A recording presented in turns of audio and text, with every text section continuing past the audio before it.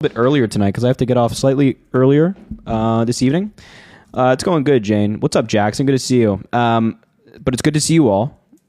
Sorry, I thought I muted my mic. It's good to see you all. Thank you guys for being here. If you're just getting in the live, make sure to double tap the screen. Let's try to get to 100,000 likes. It helps boost the live. It goes a long way. What else? Drop a follow if you haven't already. Share the live if you haven't. Moment.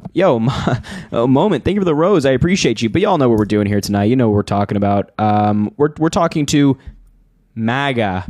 We're seeing why MAGA. Why on earth? Why on earth are you supporting Donald Trump? It makes no sense. It makes no sense to me. I don't think it makes much sense to you either. But hey, we're going to be talking to MAGA. We're going to see what they say. Double tap the screen. Drop a follow. What else? Is there anything else I need to...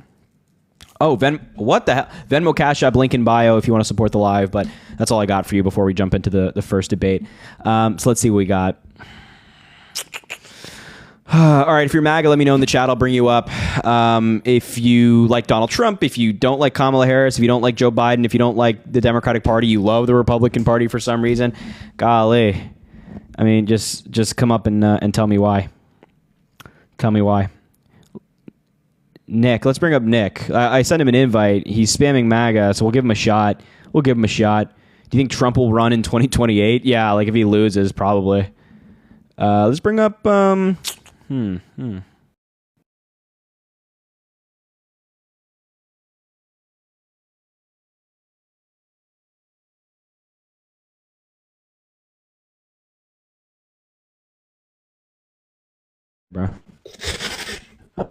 Trump's best option right now. He's going to give tax breaks to the middle class, not the wealthy, like everybody's claiming he is going to do. I just think that's what we need right now. Okay, so when Donald Trump gave like a huge tax cut to the wealthy the first time, like why do you think that he's not going to do that this time? Well, my taxes were a lot lower when I paid compared You're saying to... your taxes are lower under Trump than they are now? Well, I mean, I'm paying more now, so I don't know if it has to do with the taxes or what. Everything is a lot more expensive. But are you saying that you're paying more? Because this is a different question. Like, I'm not asking about groceries. I'm asking about taxes. Are you paying more in taxes right now than you were under Donald Trump? Just overall, I mean, But taxes. We're under Trump's tax code right now, but everything exactly. overall. So if you're paying more taxes under now, then you're paying more taxes as a result of Donald Trump's tax plan. Okay, but when Trump was president, everything was a lot cheaper overall. Okay, why? I don't know why. It's just because he was in there. He made it happen. Do you think Donald Trump's going to lower prices if he wins? I think he will. Gas was $1.85 where I live. Okay, so what is he going to do to lower prices? Well, he works with the oil and gas companies. He's not for electric cars and, all that stuff. Wouldn't like investing in renewable energy actually bring down the price of gas as well if there's not as much demand for oil? Listen, I don't know about all the logistics. I just know whenever he was in, everything was a lot cheaper. You kind of have to know, right? Like you have to know why things are the way they are. So if things are cheap under Trump and they're more expensive under Biden, maybe it's not because, Biden put in a bunch of policy to raise the price of things. Maybe there was this huge global pandemic that shut down our economy, the economies of countries around the world, and prices went up as a result of that huge economic catastrophe. Maybe that's more likely than like, Biden brought up the prices and Donald Trump's going to bring it down. He doesn't even have a plan to bring any prices down because the president just can't do that themselves. So do you agree right now there's inflation? There's always inflation. So if Kamala wins the election, do you think things are going to be cheaper or more expensive, in your opinion? I think that for every president, things gradually get more expensive. So under Donald Trump in 2017, the first day he took office, groceries were cheaper than like in the middle of 2019, even before the COVID pandemic, because there's inflation every single year. We have it every single year. So I think that if Kamala Harris is president, inflation will always be there, whether it's a Republican or a Democrat. So I don't think it's like a good question. Okay, but so when Trump was president, how was your life? Were things cheaper when he was president? When he went to the grocery store, when he went to the gas? Nobody's like disputing that things were quote unquote cheaper under Donald Trump, but it's not because of Donald Trump that they were cheaper. Like Trump had nothing to do with things being cheaper, just like Joe Biden has nothing to do with things being more expensive. There was once again a global pandemic that raised costs around the world. Like groceries are high in Great Britain, groceries are expensive in Canada, even more expensive than they are here. That's not a coincidence. That's as a result of the pandemic. So, and then Trump coming in and saying, "Oh, I'm going to lower prices." He's lying to you. He's lying to you to get your vote. He's hoping that you remember a pre-pandemic time and say, "Oh."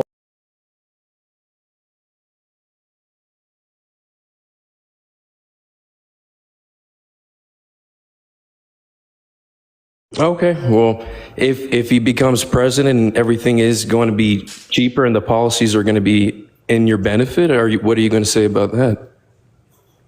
If Donald Trump does something magical, that like if he manages to come up with this remarkable policy that lowers prices that nobody's ever thought of before, then we'll take a look at that policy. But right now, there's no mechanism for the president of the United States to just snap their fingers and lower prices. There's no executive order that he could sign that lowers the prices at the grocery store. Just like if Kamala Harris becomes president, she's not going to just magically lower the prices of like cabbage, right? It's not how the economy works.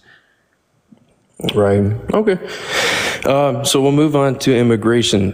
So what's your take on a border wall? And how come you don't favor it? Because the border wall does nothing to solve the issue right now. The issue is people seeking asylum. The asylum system is broken. People are abusing the system. They're applying for asylum when it doesn't actually apply to them. So what we do here is make it harder for people to seek asylum. Joe Biden and Kamala Harris tried to do that. Donald Trump and the Republicans blocked that policy. Okay, so there must have been something in the policy that they thought was not just going toward immigration. There must have been something else it was benefiting. No, the bill was originally tied to Ukraine funding. Then they split it in half. The Democrats actually split it in half, and the Ukraine funding passed. Republicans voted for that funding as well. But then the immigration portion of the bill, which was independent of anything else, Republicans still voted against. Do you know why? How come? Because if it would have passed, it would have hurt Donald Trump's election chances. He quite literally called up his buddies in Congress and told them, hey, vote against this bill. And then at a rally, this bipartisan border bill that was written by Democrats and Republicans that included a lot of major reforms, he said, please blame me if the bill dies. That's what Donald Trump said. He said, please blame me if the bill dies. Mm-hmm. So you probably shouldn't vote for somebody that's blocking immigration reform. I mean, it's one of two issues that you talked about when you came up here. And if he's blocking a bill that would address an issue that you care about, you probably shouldn't vote for him, right? Well, I'm planning on voting for him, and the reason for that is because everybody felt a lot safer. Everybody felt more secure. We want to allow we want people to come in, but we want them to do it the right way. You know, I'm married to somebody that is from Mexico. She got her green card. She went through the whole process. We did it together. So I'm a huge supporter of immigration, but a lot of people do abuse the system, and a lot of people do commit crimes, and you know, unfortunately, the bad ones ruin it for the good ones.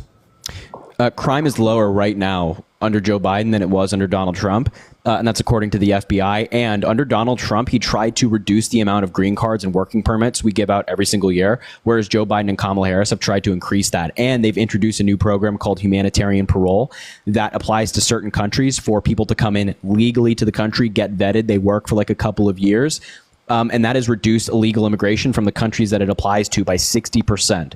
Donald Trump wants to get rid of that program as well. So if you're of the view that like legal immigration is good, I agree with you. Donald Trump does not. Right, but I mean, what disadvantage is there to a border wall? Even if you disagree with Trump liking it, like what is there against it? What will it harm? It's just a lot of money. It's unnecessary. There are legal issues with it. A lot of the border might go through, or at least the proposed border wall would go through private property. Then there has, eminent domain issues where can the government actually seize that property for that good? They'd have to argue that in court. That would cost a bunch of taxpayer dollars. And it's just not that effective. People will dig under it. They'll build over it in terms of ladders. And also, we can't just have a border wall stretching all the way across the Atlantic and the Pacific. We have boats. People just sail around the border wall in the water, which people already do now. There's already a border wall and people already do it. So I don't understand why we spend like billions upon billions upon billions of dollars on this for like almost 2,000 miles of border wall when we could just pass comprehensive immigration reform that makes it easier for people to come in legally and makes it harder for people to come in illegally. And I also think a more effective mechanism to stop people from coming in is investing in Border Patrol and hiring more Border Patrol agents, which Joe Biden and Kamala Harris tried to do. Republicans blocked it. Right. You know, one thing I do like about Donald Trump is that, you know, one thing that has been a problem all this time is immigration, and comprehensive immigration reform is something that politicians talk about all the time. And unfortunately, it doesn't work. It does not work. And what I liked about Donald Trump is that he brought out something that no politician has ever brought out before, is building a wall. And, you know, when he did build it in the areas that were built, it was almost 100% effective. You know, Donald Trump only built 50 miles of new border wall in 4 years.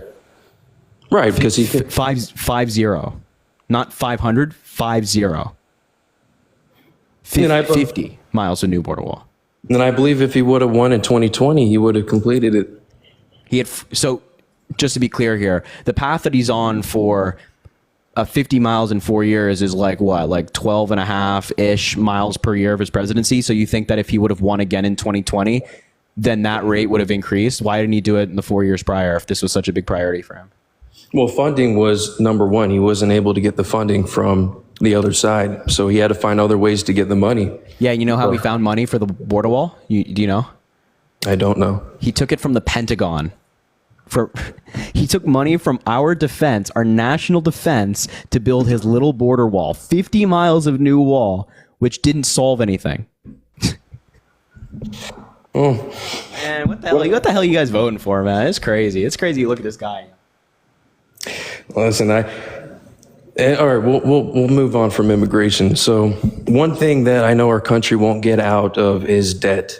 And I think a lot of the policies Kamala Harris is going to be coming out with is going to put us in tremendous debt, including the $25,000 credit for first-time home buyers. And also a lot of just handouts that she's given to a lot of people that are coming here unvetted. So I think all these programs... I'm sorry? Who's coming here unvetted, like willingly, like the federal government's allowing them in? Who's coming here unvetted? Well, I mean, we both know that there are some people that don't get checked that come through. And that's coming from somebody that's in strong support of everybody. You know, I'm married to, like I said, to a Mexican immigrant, so I have the most respect for everybody, my in-laws, everybody. So it has nothing to do with that, but a lot of people, unfortunately, ruin it for the good ones. Yeah, but like the federal government's not letting in anybody that's unvetted. Well, we both know there are people that sneak in all the time, of course, but the federal government, that's not a policy of the federal government, just to be clear. Right. And also, I also want to be clear that border crossings right now, illegal border crossings, are at their lowest level since around 2019 under Donald Trump. So I don't believe, there's no way. Like I said, Donald Trump, he's the border president. He's trying to keep everybody safe. What? And he wants everybody to be secure. Wait, if he's the border president, why did he kill the border bill? Like I said, I didn't read the bill what's in there, but there was probably something in there that he didn't approve of. Really? Because Donald Trump never told us why he killed it. He just like, yeah, if the bill dies, please blame me. That's what he said. Just please blame me. Just please blame me. All right, but what was I going to say? Oh yeah, so back to the debt. So do you think a lot of the policy she's coming out is going to help bring down the debt in the country? Because I don't think so.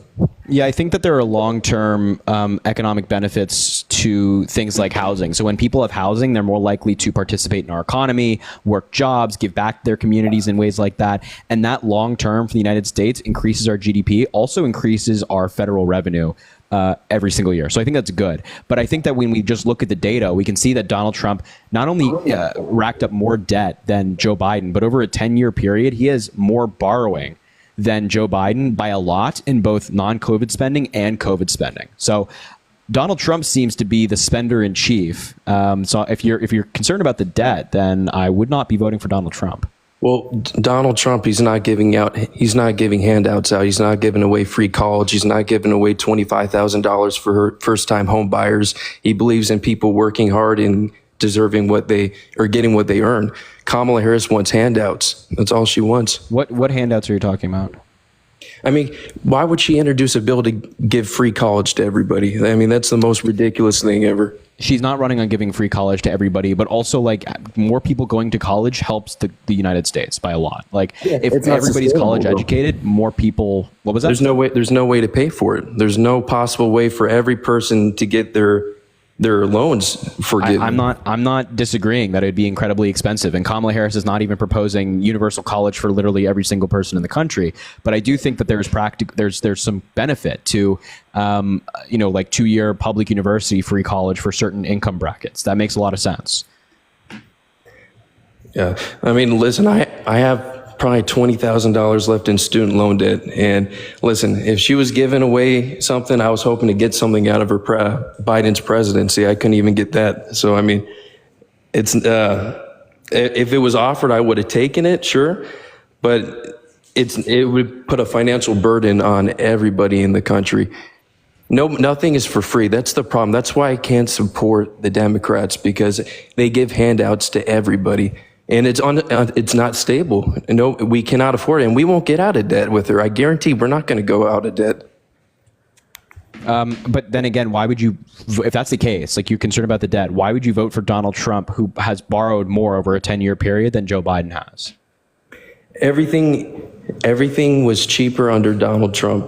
Okay, well, you can't just revert back to the same old arguments because you don't know why things were cheaper under Donald Trump.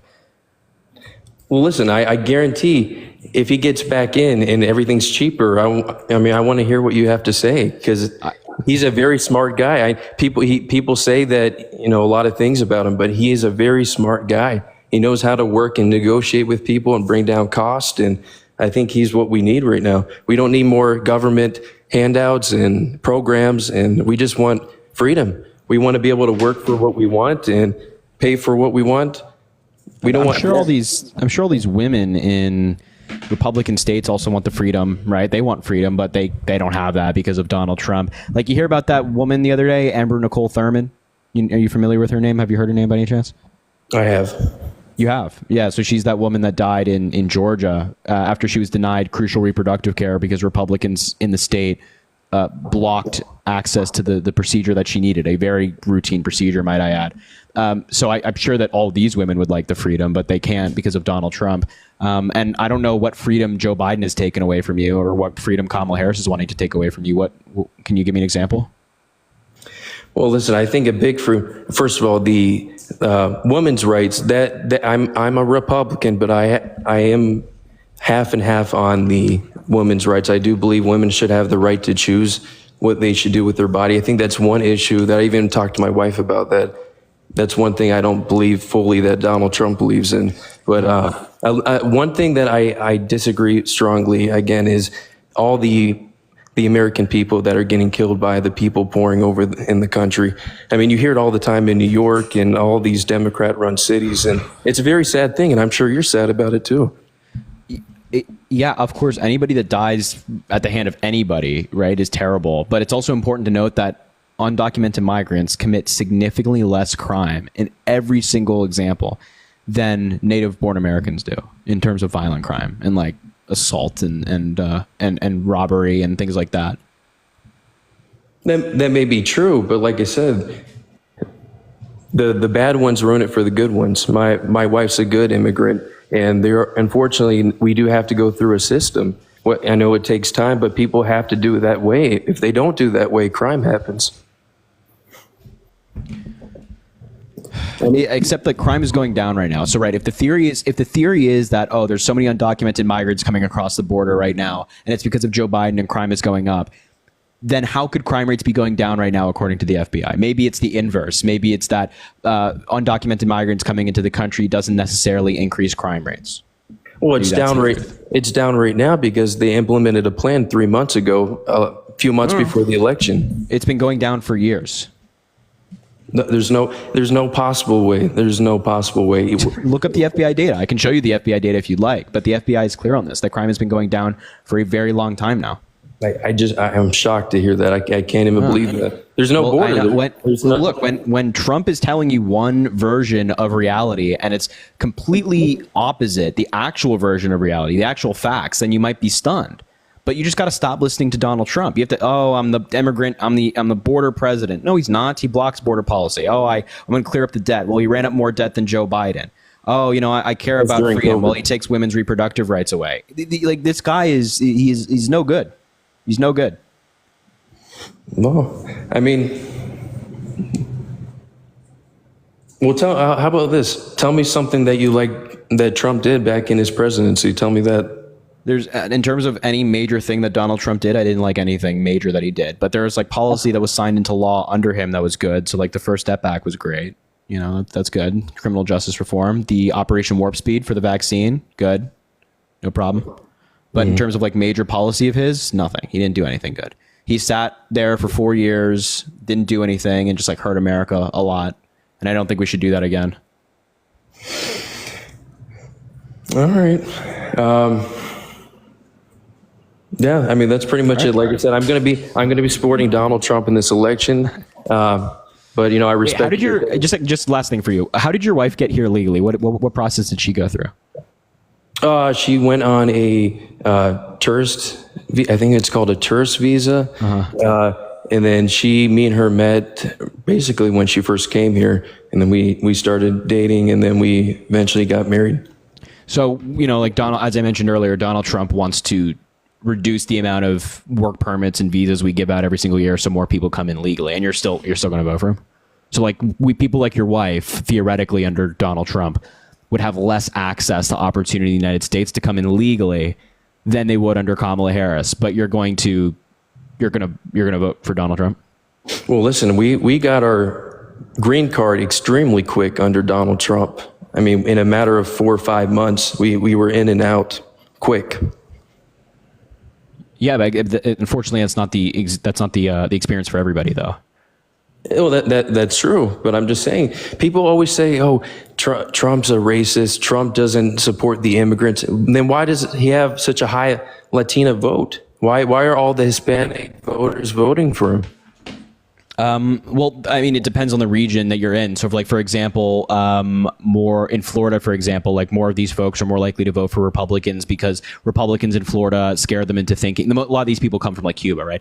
The Republicans in Florida scare them into thinking that the Democrats are like socialists and we're going to implement a communist regime, and then they vote for Republicans, and it's actually against their own interests and things like that. So, but I also, I'm not like speaking to whether one group votes for Donald Trump or not. It's like, the facts are the facts. Donald Trump tried to reduce legal immigration, and maybe that wasn't the experience for you, but it was certainly the experience for a lot of people under Donald Trump. So if you are one person who benefited from legal immigration, your family has benefited from legal immigration, I don't understand why you wouldn't want to vote for somebody who would give that same opportunity to other people like your family. But I don't know. Maybe you want to vote for Donald Trump, man. Well, see, we don't win either way. The reason is because one side, either your family is in danger. You look in Aurora, California, or in Colorado, and you look in different areas around the world.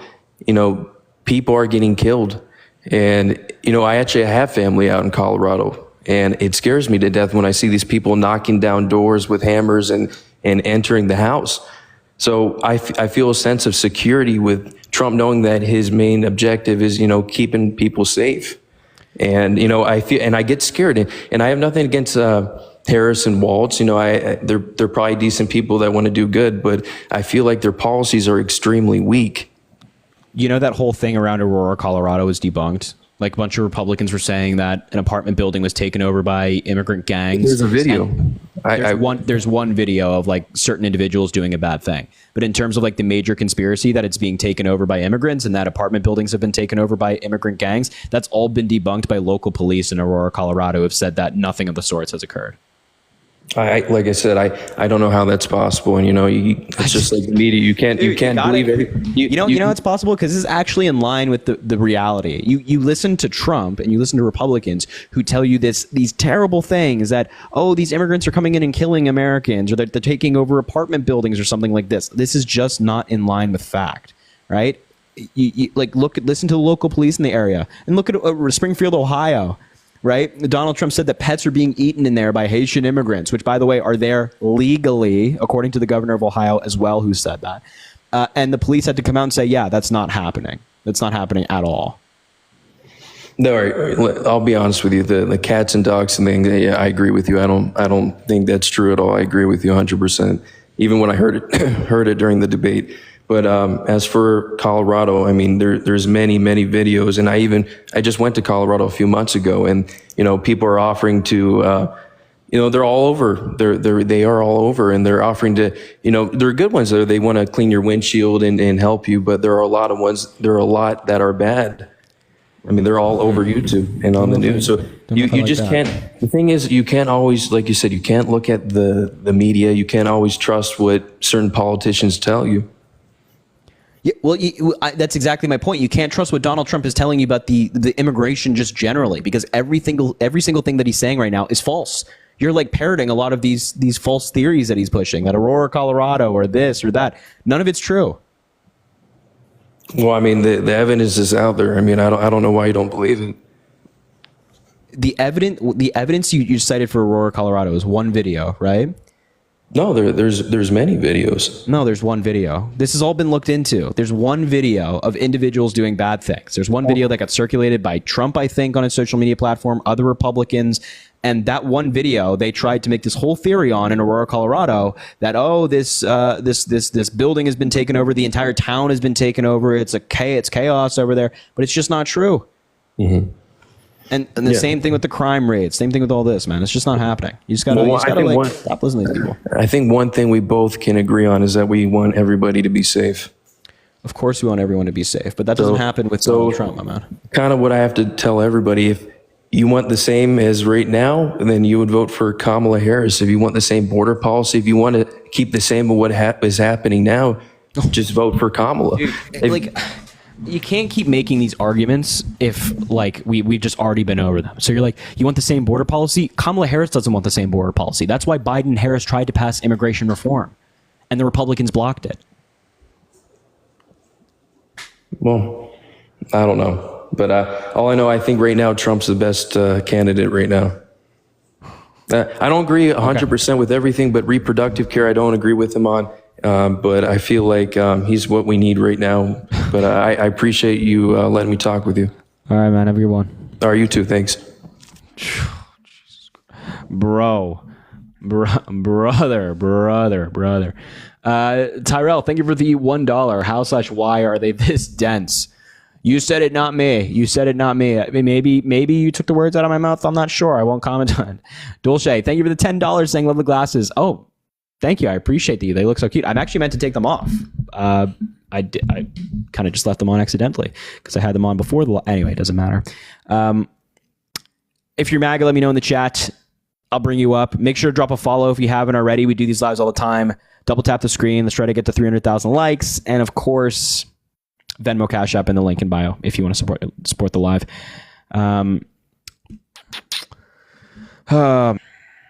Let's see what we got. Let me debate you, says Joshua. He's screaming in the comments. He's screaming in all caps. So we'll give him a shot. Hello? Hello? Yeah? Yeah, I'd like to debate you on a couple of things. I mean,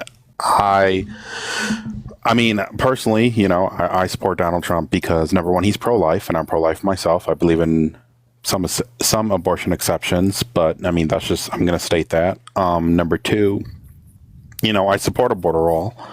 I don't believe the Democrats want illegals to come over, but I just think they take a lax approach to immigration compared to Barack Obama, who's very strict on immigration and deported a lot of people. This administration seems to not care about illegal immigration as much as past Democratic presidents. Number 3 would probably be, I like Donald Trump's trade policies. And I do think How do you feel about him being a criminal? I mean, I'm not happy about that, but, I still like his specific policies. But you're against like illegal immigration because it's illegal, right? Yeah. So then why aren't you against Donald Trump? Like if the whole premise of you being against illegal immigration is because it's illegal, then don't you think that like then voting for somebody who, illegally broke the law is probably a little bit contradictory in some way? I mean, yes, you do have a point there, but I will concede that yes, he did some, bad shit, obviously. And are you comfortable voting for a felon? I mean, yeah. I mean, I don't know if that makes me bad, but yes, I would be comfortable voting for a felon. Robert F. Kennedy was still in the race. Maybe I'd support him. But, there are some policies that I like with Democrats. I mean, that's just like, I'm pro-gay marriage. They are. I would say, probably agree with them on minimum wage and some other issues. But, Donald Trump is kind of a different kind of Republican, and in terms of like in the past, like he's not, I like his foreign policy compared to past Republicans. I like the fact that he's like protectionist in some ways. That's a big thing for me. Thank you, doctor, for the subscription. But the criminal part, just to circle back, like the other indictments, how do you feel about those? Trying to overturn an election, indicted for that, documents, Georgia indictment. Maybe I'll give you the documents one, but I do think the Georgia one, I do think like the overturning election one is stretch, to be honest. I mean, it's a stretch. Do you think it's legal to overturn an election? I don't think the electors are doing anything wrong, in my opinion, and I knew some of them too. Some of them were for Turning Point USA, Tyler Bauer of Arizona. I hope they're indicted. I don't think what they did was wrong, but I mean, just to be clear here, these electors who were participating in a scheme to defraud the American people and defraud the people in their state, you don't think that they did anything wrong? I mean, maybe some of them did, but I don't think their intention was to defraud. I think their intention was to make sure that there was an honest election. That's just my personal opinion. That's all. So yeah, there were certainly some electors in some states who were actually like innocent bystanders who didn't actually really know what was going on. That's certainly the case. I think that was like the case in Georgia. There were some electors who were like genuinely had innocent explanations for what they were doing. But I'm talking about like the people who knew what they were doing. Donald Trump being one of them, by the way, by convening these electors, endorsing the RNC, doing it, also endorsing the RNC, paying for these people's lawyers, which is kind of like a consciousness of guilt right there. You think that's a stretch?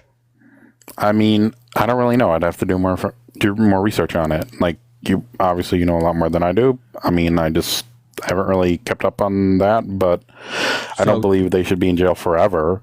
If that's what you're asking. If some of them, I mean, like the electors are bad enough. Those people should definitely go to jail or at least face some consequence. But I'm more talking about the guy that you're voting for president. So he like tries to convene these fake electors one time to overturn an election he didn't win. We have like plenty of evidence that that's the case. The indictment includes plenty of evidence. And you're okay with voting for somebody who tries to overturn an election he didn't win? I mean, you said try to, but I mean, it wasn't successful. And okay, if somebody tries to kill somebody, are you okay with that? I mean, no, but I think that's maybe like a little bit, it's like comparing apples to oranges, like just a little bit. No, it's not, because it's like the attempt, right? Just because you fail doesn't mean that it's, they failed. Like if Donald Trump would have had his way, he would have succeeded. And he did try, and he failed, thank God. But he tried. So you're okay with like, I'm sure like when this happens in Russia, for example, where the elections are rigged and Putin like stays in power, you're against it, right? I mean, yeah. So then why are you okay with that? But then why are you okay with that attempt here in the United States? And why are you okay then voting for that person? Because maybe I agree with other policies of his. I mean, that's just my personal opinion. Yeah, I'm not saying, I'm like, it's not even a policy conversation. Like, I think that there's things more important than policy. Like, I think like democracy matters more and like the sanctity of our elections matter more. So I think as Americans, this has never happened before in American history. No president, Democrat, Republican, whatever historical parties have ever tried something like this. So I think don't you think that democracy and our elections matter more than like policies for 4 years? I mean, when you put it like that, yeah, but there's still policies that I like of Donald Trump. I mean, it is a binary election. You vote for Donald Trump, you vote for Kamala Harris. I mean, I don't know. I like Donald Trump for. It is a binary election in terms of that, but just to be clear, like you agree that democracy is more important than policies for 4 years, but but overturning an election is not extreme enough for you to try to say, I probably don't want to, vote for that. I mean, the way I look at it, and like I do have an issue with like both sides. 2020 is over. I'm done with it. I've moved on. Or whatever people want to say. Like I moved on from COVID. Don't like when he talks about that. Don't like when he talks about a stolen election. Both sides. I've just moved on from it. Like it's been 4 years. We have other issues to worry about in this country. That's the way that I look at it. So. And that makes no sense. Why would you move on from like a threat to our democracy? Like, I don't think it's helpful for the American people to have short-term memory loss and just like forget things that took place 4 years ago. If somebody like tries to hurt American democracy and has an insurrection as well to accompany it, I don't think that we, the people, should just overlook that because maybe it didn't take place yesterday. Well, I mean, technically there are people under him and some of them have been prosecuted and some of them, will have their day in court. I think maybe that's their fault, not him specifically. I mean, really, I would say so. Yeah. I think when he sat there for 180 minutes and watched the insurrection take place and didn't say anything, and actually the first tweet that he put out when he learned of the violence was attacking Mike Pence. I mean, I don't think that's a jailable offense. I'm not saying that's a jailable offense. It was a poor taste, yes, but. Mike Pence is fine. Everything's good. I'm not minimizing what happened on January 6th, but it is done with, and some of them are in jail, by the way. Yeah, Trump calls those people patriots, by the way. He says he wants to pardon all of them. I mean, I don't agree with him on that, but some of them, like for example, like Derek Van Orden was at January 6th. He didn't storm the Capitol. There are some people who did not storm the Capitol that are maybe being, looped in on this. But overall, I think that, Donald Trump is a better choice than Harris. Okay, so Trump threatens our democracy, tries to overturn an election he didn't win, has bad taste, according to you, when it comes to January 6th insurrection. And yet... Again, I would repeat that, maybe this sounds stupid, but, there are other policies I like of him. I mean, I'm Republican myself. I mean, for example, like in 2012, I liked Obama over Mitt Romney because I thought Mitt Romney was boring. Granted, Obama didn't do some of the things Donald Trump did, but I'm just saying that like you could look at a person, even though you disagree with them on some other stuff, and still support them on some other policies, like trade, immigration. Like if there was a Democrat that ran, like I like Bernie Sanders. Like if he was running against Donald Trump, I'd probably vote for Bernie Sanders, but that's not the case. I mean, what? Okay, what? Yeah. Okay. Oh my God, this is so strange. Okay, so what about immigration? How do you agree with Donald Trump more on immigration? You understand that Bernie Sanders is more left than Kamala Harris, like significantly more left? I understand that, but I would say some of their certain issues, Bernie Sanders compared to Kamala Harris, specifically trade issues, are a little bit different. Trade issues and. Yeah, you're right. He's like more left. Okay, so why do you what about Donald Trump regarding immigration is attractive to you? I do want to. This may sound controversial, but I do want to limit illegal immigration and illegal immigration, and there's a reason for that. I think limiting legal immigration helps American workers. Like, more. You're right.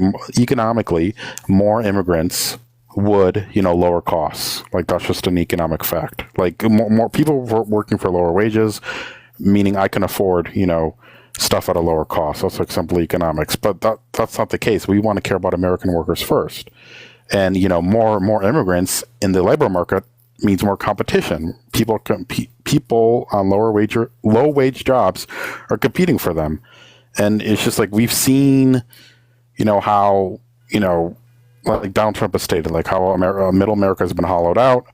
A lot of these jobs have been like moved overseas. Now that's not the immigrants' fault, but letting in more immigrants, makes it harder to compete for lower wage jobs.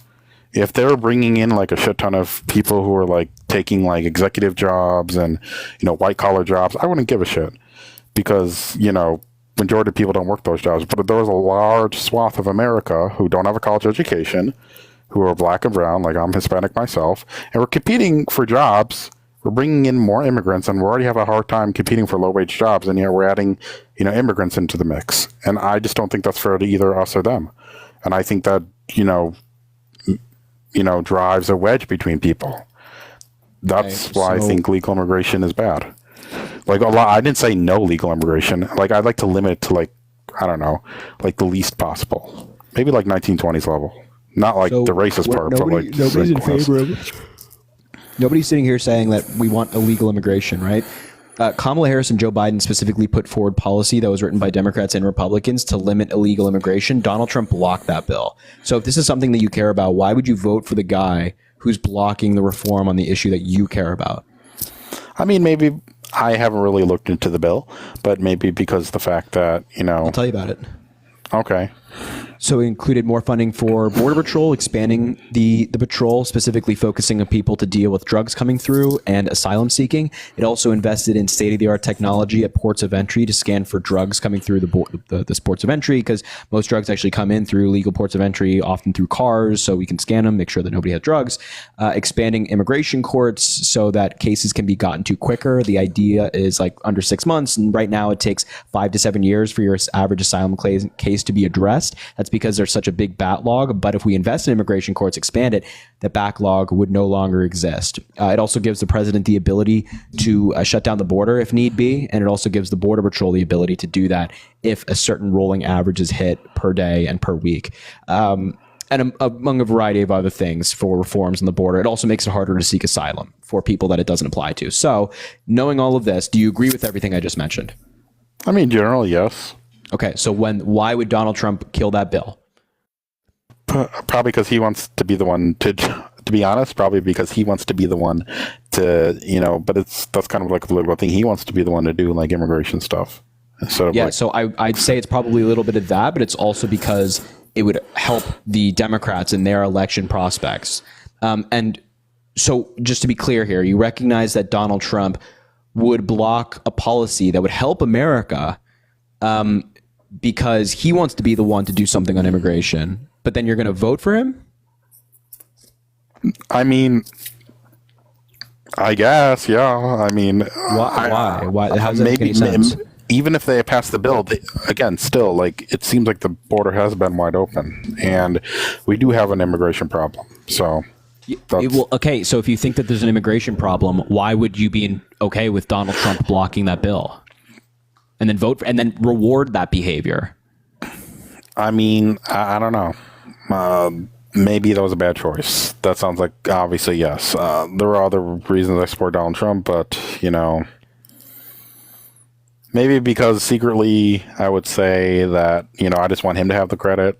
That sounds fucked up, but like, that's probably why I want him to have the credit, for immigration.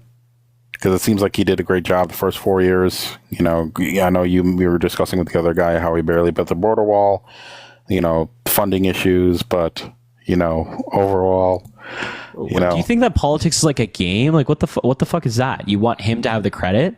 These it's like our country, man. Like, it's not like a game. It's not like, oh, who gets credit or not. The fuck? Well, I mean, it just seems like one side doesn't really care about immigration. They may Republicans, yeah.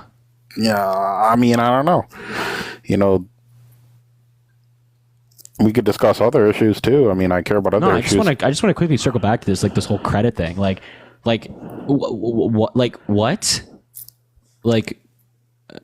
So do you think that the immigration issue is one of national security? I mean, yeah, I do. Okay, so if it's an issue of national security, then why would Donald Trump block a bill that pertains to national security? And then simultaneously, why would you be in favor of him blocking the bill just so he can get credit if it's an issue of national security? I don't know. I guess that seems hypocritical, yeah. But, I'm not too sure, but, I guess the bill was good. I could say that, and he shouldn't have blocked it, whatever. But so then why do you reward that behavior? Well, it's not much of a rewarding. It's just like, will Harris follow through on her immigration plans to stop illegal immigration? You're giving him your vote. That's like the only reward that you can give Donald Trump in a political sense. It is rewarding his behavior. I guess, yeah, it's rewarding his behavior. But again, there's like a bunch of policies that make up somebody, not just that one. So, well, you cited immigration as one of the policies that you agree with Donald Trump on, and now you're saying, well, yeah, he shouldn't have blocked the bill. So to be clear here, you condemn Donald Trump when it comes to immigration, or excuse me, the election and trying to overturn it. I'm sure you condemn generally Donald Trump when it comes to January 6th. And now you're condemning Donald Trump for blocking a border bill. It's like you keep saying, oh, there's these other policies that I agree with Donald Trump on, but it seems like that list is getting like shorter and shorter and shorter. Well, I would say abortion. Like I said, abortion is a big one for me as well. So there's that. I support the overturning. I'm very happy. I would say I would be not voter for him, but the fact that like Roe v. Wade got overturned and he appointed those judges is a big reason why I support him. And that was a big reason why I voted for him in 2016 when I first voted for him too. And I will be transparent to you. I do work on his campaign. Well, on one of his PACs. So there's also that too. No fucking way. No fucking way. No. I work for a religious organization that endorses him, Wisconsin Faith and Freedom. I work in the state of Wisconsin. Yeah. Mm-hmm. So I do like him, and I do support. I'm religious. I'm not going to deny. Like, I'll be transparent with people. I'm not going to lie like other people. I work for him technically. One of his PACs. That's probably why I support him. It'd be kind of stupid to be like I support Kamala and the fucking work for him. That's kind of dumb. But there are other issues that I like. The abortion one is a big thing for me. That is a deal breaker. I will be honest with you. Well, you can always silently vote for Kamala Harris. You can work for him and make your money. I don't know why you do that, but you can go silently vote for Kamala Harris. Somebody knows how you vote. And that goes to everybody out there. If you're sitting at home, you're like, maybe you have conservative family, conservative parents. You don't want to tell them you're voting for Kamala Harris. You can always vote secretly. Just remember, you can go. Nobody will ever know who you vote for in that ballot box. Just remember that. So then what about abortion? Like, first of all, like working on his campaign is crazy. And then also working on his campaign while acknowledging all of these different things that are terrible regarding Donald Trump is crazy. But when it comes to abortion, like why? Why do you have that view? Like, why is that of all things a deal breaker in favor of Donald Trump? Well, abortion is a very big deal breaker to me. Number one is because, I'm religious, I'm Catholic, pro-life, remember the Knights of Columbus. So like abortion is like, being against abortion is like kind of like my thing, always has been. Number two is I was adopted, my mother. Thing? Yeah, like that is my issue, or always has been. I mean, I have other issues, but that would be my number one issue. Number two would probably be, like, and I don't agree with the Christians on like the gay marriage stuff. If you want to, like, I support gay marriage, but when it comes to abortion and that social issue, like that is where I draw a fine line. I don't believe now you're just picking and choosing.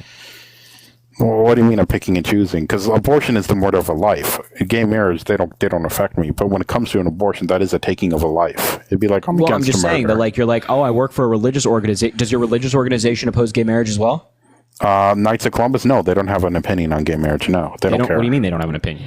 They don't care. Their main issue is abortion.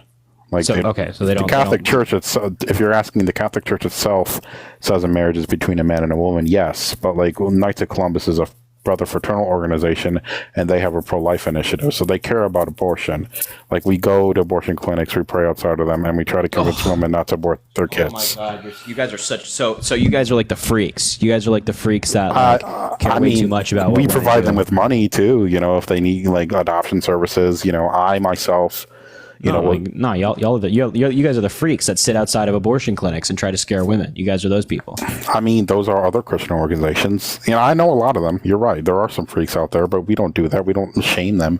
We say, hey, we don't like prevent them. If they go and get an abortion, we think that's sad, but we're not going to like fucking damn them to hell if that's what you're asking. Well, I mean, you're speaking to them when they're trying to go get an abortion or get a procedure, right? When they walk in there, you say something to them, right? I mean, yeah, I've done it myself, but again, they ignore me. Freaks. You guys are weird. I would say, because me, myself, I was adopted, I think adoption is a better thing than abortion. That's why I advocate for it. Let's just recap like the past couple of years when Roe v. Wade gets overturned and Republican legislators, like these white old dudes, have a say over women's bodies. So since Roe v. Wade was overturned in around 14 Republican states, there have been over 65,000 pregnancies that resulted from assault. right? Assault-related pregnancies, right? So 65,000 women. We don't know what the determination was of those pregnancies or what like the rate was, whether somebody got an abortion or they kept whatever it was. But there have been 65,000 abortions as a result of an assault. We just learned of a woman in Georgia, Amber Nicole Thurman, who died because she was denied access to critical reproductive care because of Republican legislators. We've had like little girls in Mississippi and Ohio get pregnant, and one of them in Mississippi actually gave birth, 10 years old, to their assaulter's baby. In Ohio, luckily that girl was able to go over to Indiana and get the procedure before they banned abortion there as well. So these are the repercussions of Republican policy. And you trying to come at this from a Christian standpoint is saying, oh, those little girls, no, they got to have that kid. They got to do that. That makes sense, right? I mean, I would say that it is very tragic what happened to them. And the rapist should go in jail, obviously, no question about it. But I would say that, like, you know, the baby can always be put up for adoption. They don't have to take care of it. You know, no one is saying they have to keep. 10 years old. I mean, the two wrongs make. Yeah, but like, I understand that, and that's tragic. But like, does that mean the baby should be killed? I mean, it's not its fault. This is what I was hoping that you would say, that to highlight like the extremism. And I was more making a point to the people rather than you. This is like what the Republican Party is about today. If you're watching at home, like the whole Republican mantra nowadays is make children have children. And if they win in 2024, Donald Trump and all these lunatics will try to expand this policy to every single state. So you might be sitting there in a blue state saying, thank God for my Democratic legislator, Democratic governor for protecting my rights. But if Donald Trump wins, your legislator will not have the ability to block Trump policy if it's signed in federally. Just remember that, the ballot box. And I want to remind everybody, you can vote secretly. You might be in a Republican family. Go into the ballot box and vote secretly. Because otherwise you'll have people like this dude controlling your body, saying, oh, 10-year-old girl, sorry. Two wrongs don't make a right. You got to go have that. You got to go have that kid. It's remarkable. It's just remarkably inhumane. It's like it's remarkably inhumane. It's just remarkably inhumane. Wouldn't say it's inhumane. I think it's inhumane to kill a kid or kill a baby. I think that's kind of pretty much inhumane. When do you give life to a fetus? Like, or excuse me, when do you give value to a fetus? I mean, right at conception, I guess. Conception? And why conception? Because, you know, that's when I think a fetus is viable, in my opinion. A fetus is viable at conception? Yeah. Viable? Yeah. Viable, meaning that it could survive outside of the womb by itself. I would say, yeah. Oh, sorry, it can't. But it's just because it can't. No, you have a good rest of your night.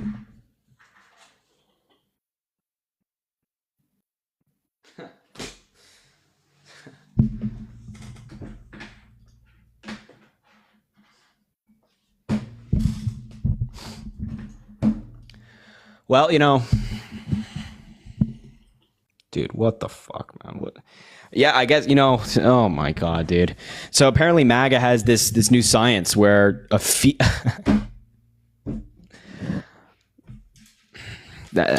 man. Okay. All right, bro.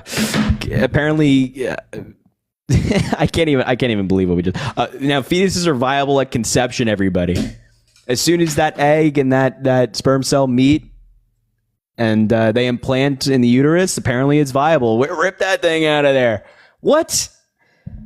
Bro, they don't. Here's the thing. Right? That gentleman right there is voting in Wisconsin, a swing state. So it's a very important state, right? He's sitting outside of pregnancy centers or abortion clinics, right? Or OBGYN offices. And like talking to women, trying to convince them out of getting an abortion. But he doesn't even know anything about the science of it or anything that women have to go through. Let me ask you this. And everybody in the chat, let me know. Do you want people like that controlling your body? I don't think so. I don't think I want anybody like that in control of anybody's body, man. That doesn't sound like a good idea to me. It doesn't sound like a good idea to me, no? Yeah, no, I think the chat is. I think you guys are overwhelming on that. I don't think anybody thinks that's a good idea. Give me a break, man. And that's like the Republican Party, man. Like, you know, the Republicans just the other day blocked a bill to IVF, man. I blocked it. It's crazy. Eric, thank you for the $6.66 saying for swimming in cold molasses with these people. Appreciate it. Brady, thank you for the $5 as well. Keep up the great work. Thank you, Brady. I appreciate you, my man. Lexi, thank you for the $15 saying I also really like the glasses. Thank you. I appreciate it. I'll keep them on then. I love watching your content. Thanks for doing what you do. I appreciate you, Lexi. Thank you for being here. Paula, thank you for the $5. These Trump supporters love to turn themselves into pretzels.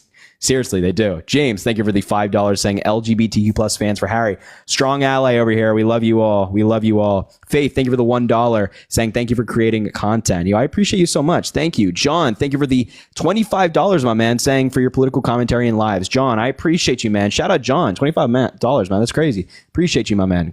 Cohen, I hope that's your name. Debate me, Harry. I'm the top gifted in the stream. Let's try to get you up here at some point for sure. Thank you for the $10, man. And Tessa, thank you for the $4.20 as well. Venmo, Cash App in the link in bio if you want to support the live, all that good stuff. You know the drill. Make sure to drop a follow if you haven't already. Double tap the screen. Let's try to get to 500,000 likes. And of course, if you are MAGA, let me know in the chat and I'll bring you up. All right. Sound good? Sounds good to me. Oh, look at this guy. Look. Oh, fuck. I put in the wrong person, man. Put in the wrong person. I want to get this guy back up here. Hello? Yes. Hello. Thank you for the galaxy. I can't hear you. The audio is... Oh, and he left. Well, that solved that problem. Where's this guy I wanted to put in? Where is he? Oh, this dude right here. This dude right here. So this will be fun. If he see... Oh, no. Is he not here? Right here. I just... Hello?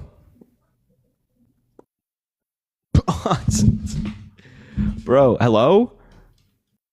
You have to come back on the TikTok. Yo, Vote Blue, thank you for the subscription. Yo, River, you got to come back on TikTok Live, man. We can't hear you if you're off the app.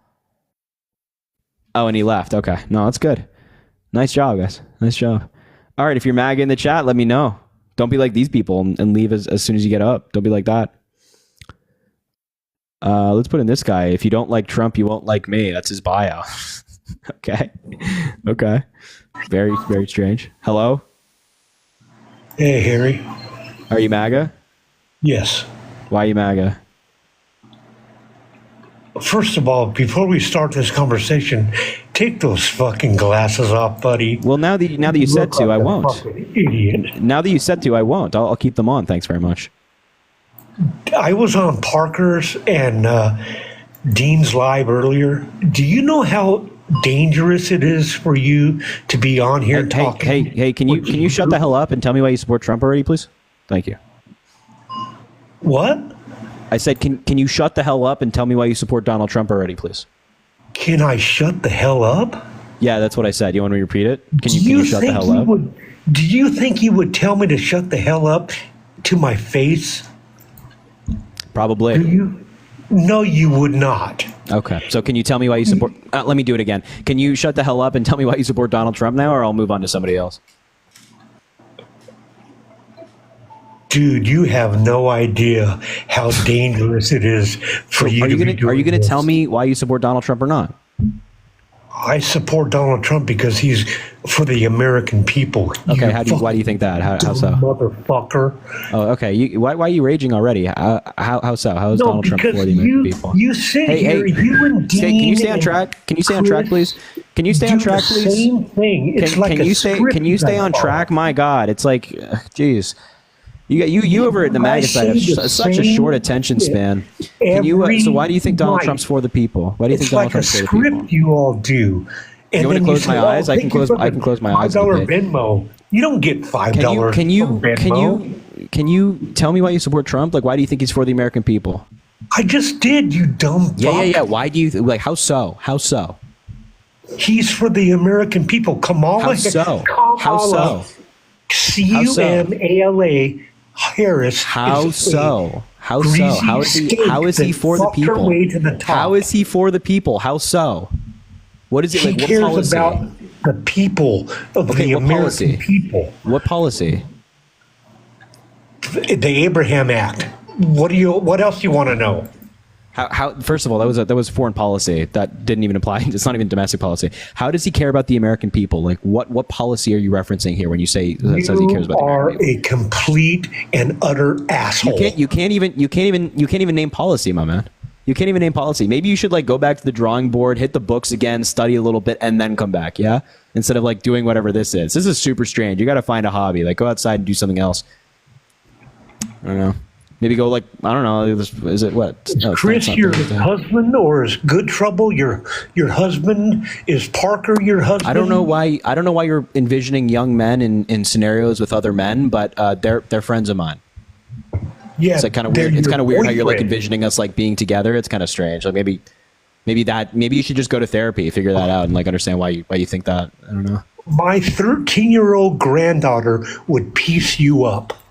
You are nothing but a child. I feel bad for your 13-year-old granddaughter having you like be near you. That's kind of unfortunate. Yeah. So do you have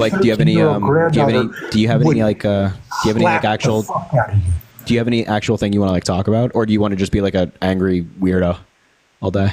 Is that what you do? Like you sit inside and like scroll like TikTok and just get mad at nice people? Glasses. Thank you, Benji, for the subscription. I appreciate you. Thank you. I appreciate nice glasses. That. Thank you. I appreciate that. So do you want to like talk about anything or no? You are just a beat off machine. That's all you do. You sit in your mom's I don't know. It sounds kind of weird that you're thinking about young men in that capacity. Seems kind of weird. How old are you? 60.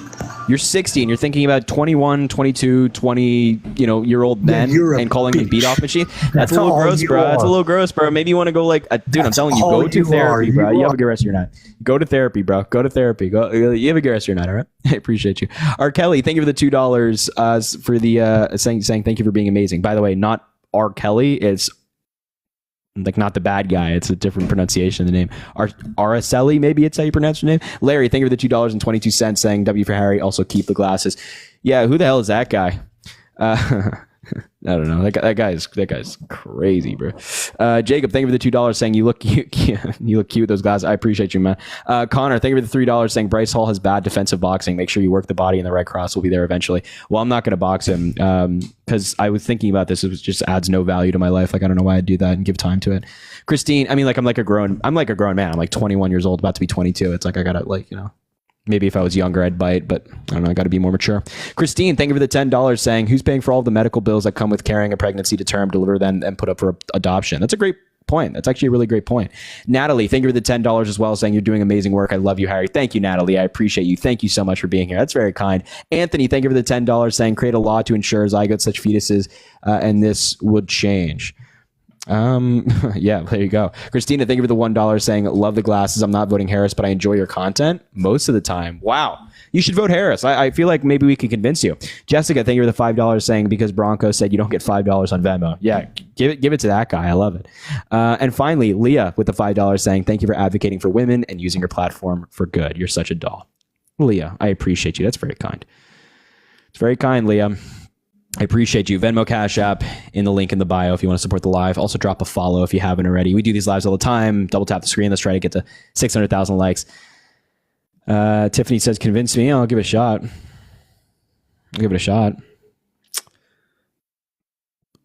Yeah, let me know if you're MAGA in the chat. I'll try to bring you. Oh, here comes somebody. Who is it? Oh, it's Tiffany. Is Tiffany the person? No, it's not. It's a different person. Tiffany, hello? Are you voting for Trump? Thinking about it. Hey, why? Why would you do that? Why would you even think about that? I don't know. Like, what do you have to debate me and steer me in the different direction? Let me just talk for a second. I guess, I see media pushes right and then media pushes left, and like, I try not to get wrapped up in all the bullshit that the media tries to push, whether it's left or right. And I've been leaning far right, and I guess no, seriously, and then, but not, I guess not far right. I'm not religious and anti-abortion or looking at this from a religious aspect, but I guess I question. I've got an open mindset to question, like, well, am I just kind of going on the same media outlook that they're pushing, whether it's Kamala or Trump? And I guess there's so many people I see like looking at Kamala and Walz, and they're so wholeheartedly pushing for that, and then I'm just like, well, I'm very much wanting to vote for Trump, so why are all these people wanting to vote for this other person? Am I just kind of wrapped up in the media outlook of all the crap that's going on as far as the media outlook and how they're pushing it? So tell me, like, why should I not vote for Trump versus vote for Kamala Harris? I'm not attacking or coming at you. I hear you. In a crazy way. I just really want to know, like what's the substance and why you support Harris and Walz? No, I like hear you. what is it? I want to know. But so just to clarify, Sure. you see a lot of people advocating for Kamala Harris, and you're currently leaning for Trump. And now your mindset is like, well, why are all these people voting for Kamala Harris? Maybe I'm missing something. Is that kind of like the vibe? Or am I getting that incorrect? In a sense. In a sense. Okay. So let me just ask you this. Let's start here. What are the most important issues to you? What are you thinking about right now?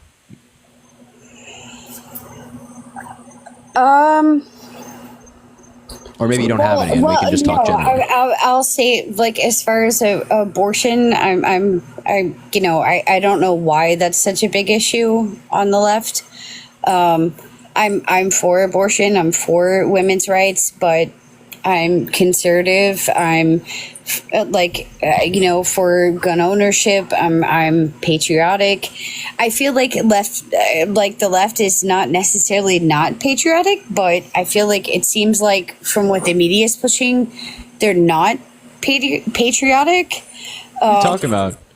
But I'm saying this is what the media pushes. I'm just separate the media for a second. The Democratic Party is the most patriotic party in this country. We're the ones. Why do you say that though? Because, like, for example, we're the ones that care deeply about American democracy. When Trump tried to destroy it on January 6th and kind of the weeks and months surrounding it, we, the Democratic Party, are the ones that continue to stand up for it and continue to make it a big deal. Okay. It's more patriotic than that. I mean, this goes all the way back to George Washington. Listen to what I'm saying. Okay, I was in a relationship with a guy that was very liberal, and I was kind of more conservative for about a year or so, and that was like a big thing. It was like we would argue and talk about politics, and then it was always January 6th. It seemed like the excuse that he would always come back to, and it's like, can we get past that? I understand it was an insurrection and all the things, but can we move past? I'm just saying, like. No, I hear that. I mean, like, but no, like we can. Why can't we move past it then? We as a country can move past it, but we don't move past it by voting and electing the guy who did it. That's like the opposite of moving past it. That's like, and it's also forgiving somebody for their actions. You know, it's like, why would we do that? If that's something that you even condemn, you identify it's an insurrection, then why would we vote for that guy? That makes no sense. And also on these other issues, we are patriotic. As I mentioned, like, we are the party that fights for democracy. Kamala Harris herself, Joe Biden himself are gun owners. Governor Tim Walz is a hunter. He's her vice president nominee. We're, perfectly happy with people owning firearms just responsibly with common sense regulation. That's all we want. And reproductive rights. My God, why would you vote for Donald Trump if that's the case? But by the way, seems like I'm sorry. No, go ahead. No, I'm saying, but I've seen a lot of things where Harris has said that they're against and they want to ban like assault rifles and all this type of thing. So it seems like the only time she came out with that was when she was actually debating Donald and like kind of chastise him. And I was like, well, she's always talked about, banning assault rifles and stuff like that. And are you against that? Absolutely not. No, I'm a gun owner. Like I think the American people should be able to defend themselves, you know, against with an assault weapon, foreign and domestic. Yeah, absolutely. Why not? Maybe because like the AR-15, for example, has been used in some of the worst mass shootings in American history, and it's like super deadly in these events, and it's used in like a lot of the worst school shootings we've had in American history. Okay, but so, but don't you think if we? I think if you, I think it's kind of along the same lines. Like you can illegalize heroin or whatever, but criminals are still going to fucking use it and find a way to do it. Like, then why doesn't this happen in other countries? Because like for example, it's just not the same as like a drug. Because right now there are companies that produce these firearms and sell them in stores. Like they're far more accessible, not like a drug is being produced by a company that's sanctioned by the United States government and then sold in stores, right? So they're two totally different things. Okay. In other countries, like Great Britain, for example, or France or Australia or Switzerland, there's strong gun control, and it's not often that a criminal gets a gun. So if it can happen there, why can't it happen here? But so okay, then enlighten me. What's the gun control that they have that we don't have? Because I feel like we already do the background checks, and we already do all of the significant things to keep these guns out of the wrong people's hands, but they still seem to get them. So how is it that the policies of these other countries are somehow working versus ours? Far from it. Far from it. We certainly don't do enough. I'm asking you. I'm telling you. I'm saying like far from it. We certainly don't do enough in terms of gun control and like regulation. First of all, there are not universal background checks. So the Biden administration has made some good work on this and done some good things on this. But in terms of like there are loopholes, like at the gun show loophole where people can go buy a firearm. They don't have to go through a typical background check that somebody that goes to a gun store has to. That's something that needs to be fixed. I think we should raise the age. If we're not going to ban assault weapons, then we should raise the age from 18 to 21 to be able to buy an assault weapon. I also think we should have mandatory training. So I thought that was already a thing. Okay. No, it's not. I think we should have mandatory training so that if you're going to buy a firearm, you have to go through a certain level of training in order to wield that firearm. You have to have I thought that was already a thing. Nope. Yeah, not at all. Or I think we should have mandatory maybe permits. That was just more so for a concealed weapons permit, because I did look to get a concealed weapons permit at some point, and they had to do a background check. I had to have the training. I went through the training process. I never did get my concealed weapons permit, but I thought that was something that was already required. See, I feel like that would be a better thing to do, is require all those things than just banning assault rifles altogether. Is, I mean, kind of the same way. Oh, okay, can I ask you something, Harry? Yeah. So, it's just a different topic. I'm not trying to sidestep you or anything, but as far as like police, it seems like police have been a big thing over the last, say, couple presidential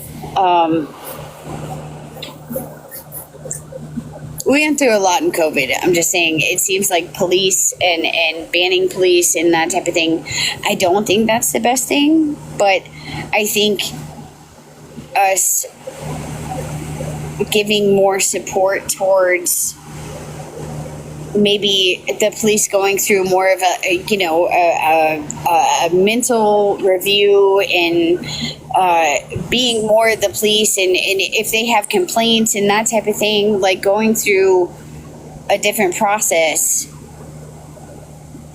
So more training. Absolutely. Okay, so Kamala Harris is in favor of more. I think having it available to police, having non-lethal weapons versus using weapons, like if they have tasers or rubber bullets or whatever it is, wouldn't that be better? And we actually put the police that are on the streets through a more significant mental review versus them just banning police and defunding the police. Wouldn't that be better? Well, I can maybe soothe your mind a little bit by telling you that the police is not being defunded under Joe Biden, and Kamala Harris doesn't want to defund the police. She's never been in favor of defunding the police. I wasn't saying that. Police have actually gotten more funding. That was a big issue. I'm not saying it's not a thing. It's not the Democratic Party is not proposing that. Matter of fact, police have actually gotten more funding under the Biden administration than they did under the Trump administration. And Donald Trump quite literally called for the defunding of the police, saying that we should defund the FBI and the Department of Justice, our chief law enforcement agencies in this country. What is the FBI? If it's not a form of law enforcement and police generally, then what is it?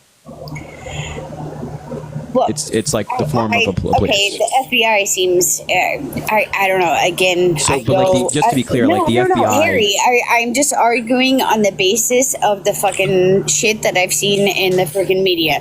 So what they're saying is like the FBI is a different entity versus the local and county police, and that's what we should not defund. Versus the FBI, which seems very far left and seems to very much degree. Wait, what? No, I'm just listen. That's not how I feel. I'm telling you what the media pushes. Okay, but can I respond to what you just said? Yeah. That's not the FBI. The FBI has never had a Democratic director in its history.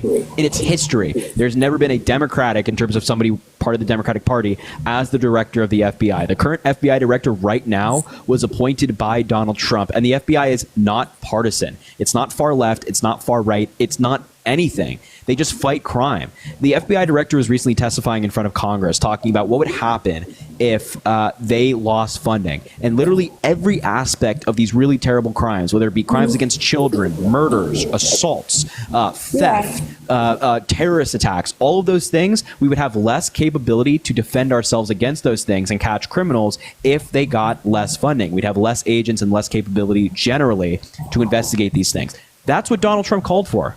So if you want us to be able to continue to fight against these crimes, these terrible things, then you would want the FBI to be funded, which is what Kamala Harris wants to do, and not defunded, which is what Donald Trump wants to do. Okay. No, I'm listening to you. I'm not coming at you. I'm just saying the shit that I listen to. I'm sorry, I shouldn't cuss, but you can, that's fine if you want to. The stuff I listen to, because very conservative like media, like Fox News and all that type of stuff that I hear, that's it, they separate like the FBI from the local police. Like it's two different things. They feel like the FBI is in like the Democrats' pockets and that type of thing. Do. That's why I'm saying that. I'm not arguing with you. I'm just telling you what I hear. Okay, well then you should turn off of Fox News. Not only is that just not true, but also Fox News recently had to settle with Dominion Voting Systems in a defamation case for over $780. What's up, Jillian? Over $780 million because they lied about the voting machines, claiming that the election was stolen in 2020. And they had to settle that case. So if they're willing to lie about voting machines, you shouldn't listen to them about anything. But yeah, I'd say that the FBI and like local police are two different entities, but they fall under the branch of like law enforcement in the United States. And they are our chief law enforcement agency here in the United States. They deal with the most serious crimes. Are they separately funded? Yeah, there's different funding for the FBI. Right. But to be clear here, they're not far left. So, and the only reason that Republicans think that is because they are law enforcement and Donald Trump broke the law. So the FBI has been part of these investigations into Donald Trump, and they're saying, oh, they're automatically partisan, which is not true. Okay. So don't vote for people who first of all, if you're like, don't defund the police, then don't vote for people who want to defund the police and want to defund law enforcement generally. Okay.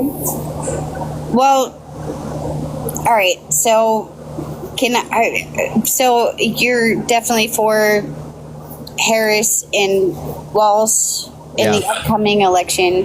Yeah. What could you tell me to change my vote and give it to them? I'll just give you some background. My daughter is a current Marine. Wow, awesome. Amazing. She just turned 19 years old. Amazing. She's in North Carolina. My son's about to be 18. His girlfriend has lived here for the last year and a half. I've been taking care of my dad for the last 6.5 years. And what state are you voting in? I've been single. I'm sorry, what? What state are you voting in? Florida. Gotcha. Okay, continue. So I'm in a very conservative state, obviously. Yeah. And I live paycheck to paycheck. I've seen prices go up. It's hard to survive at this point. How do you think Harrison and Walter are actually going to make that better? Because I've worked my ass off my whole life. I'm not somebody that lives off of welfare. I've raised a couple foster kids when I was younger. And I don't survive off of that side of things. I make do what I can, but it's very difficult. So why should I trust Harris and Waltz to make my life better at this point? Because they've been in there for she has for the last 4 years, and this last 4 years has been tough, man. Like how is the next 4 years going to be better just because she's running shit? Because she's already been in there. So why is she not changing shit now? I'll try to make this super quick, at least the beginning, and then the second part I'll go more in depth. But things haven't been tough and prices have not been going up because of Joe Biden and Kamala Harris. There was a massive pandemic that destroyed our economy and destroyed economies around the world. And that's what led to price increases. It wasn't policy or it wasn't anything that Kamala Harris did. Whether Trump was in office or Biden was in office, there was always going to be inflation. Fracking had nothing to do with that? We're still fracking. We're producing more oil right now than we ever have before in American history. They didn't. No, just listen. We are right now producing more oil than ever before in American history. But they weren't. And we have been for the past couple of years. Every single year, we've increased our oil creation and production. Right, but right after Donald Trump came out of office, all the fracking, because that's what Joe Biden ran on, is shutting. He didn't want fracking. Like, that's what he ran on. No. Yes, he did. I remember. I was there, bro. Trust me, I know. Joe Biden is not against fracking. He hasn't tried to ban fracking at all. Matter of fact, why did he shut it all fucking off whenever he got in? He didn't. That's not true.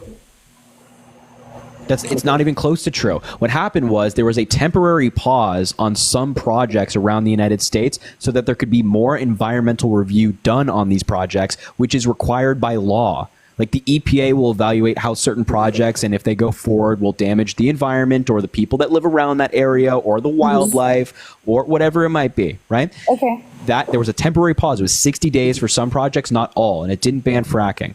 Okay. But so number one, so the prices going up has nothing to do with Joe Biden, nothing to do with Kamala Harris, nothing to do with Donald Trump. Whether it was what Trump did it have to do with? Global pandemic.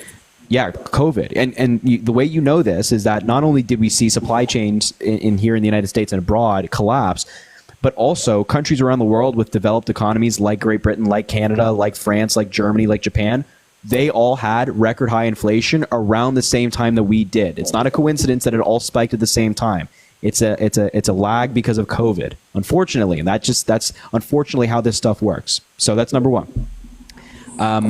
So the past 4 years, I don't think it's fair to hold against Kamala Harris as like, oh, well. And then number two, the idea that like, oh, she wants to do more stuff. Why doesn't she just do it right now? You could use that argument against literally any president running for re-election. So, for example, Donald Trump in 2020 was running on, oh, I'm going to rebuild the economy after COVID. If we're using the whole mentality of, oh, why don't you do it right now? Then why didn't Trump just do it right then and there? Because that's not how government works. That's not how the presidency works. Right, that's not how Congress works. That kind of happened in his presidency, like the. That's not true. He did not rebuild the economy from COVID. No, that's not what I'm saying. That's not what I'm saying. Okay, I'm sorry. No, it's okay. Go ahead. I'm not trying to aggravate you. No, I'm not aggravated. It's fine. Like, he had economic shit and stuff to overcome, especially because he literally got just sent into all that shit, like right when he got elected. I just Trump mean got sent into economic despair when he was elected. Yeah. Really? Because Obama had the longest stretch of positive job growth in American history during his term, and unemployment was like 4-ish% when Donald Trump got into office. There was no economic despair for Donald Trump when he got into office. You're talking about COVID, though. You're talking about COVID, which was something that the entire world had to deal with, which was insane. Yeah. Like, Obama was before the whole COVID shit. You're talking about COVID shit. Yeah, I'm pointing out that there's a flaw in your argument of, well, she's vice president right now. Why doesn't she do something? Number one, vice presidents don't have that much power via the Constitution of the United States. But second of all, if the argument is for Kamala Harris, why don't you just do this stuff right now? Then you could apply that exact same argument to Donald Trump in 2020 to argue against him. They're both bad arguments. Saying that, oh, Trump, you should just solve the economy right now. Why are you running on that? That's a bad argument because that's not how the economy works. It's not how the presidency works. It's not how Congress works. And saying that same thing to Kamala Harris, saying, oh, you want to bring down prices, you want to focus on reproductive rights, why don't you just do that right now? That's not a good argument because it's a fundamental misunderstanding of the vice presidency, the presidency, Congress, and the way the federal government works. That's my entire point to you. Okay. No, I get that. Okay. I didn't understand why you brought Obama into it.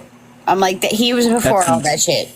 No, I know. I was saying that the economy that Trump inherited was great because of Obama, but it doesn't matter. That's fine.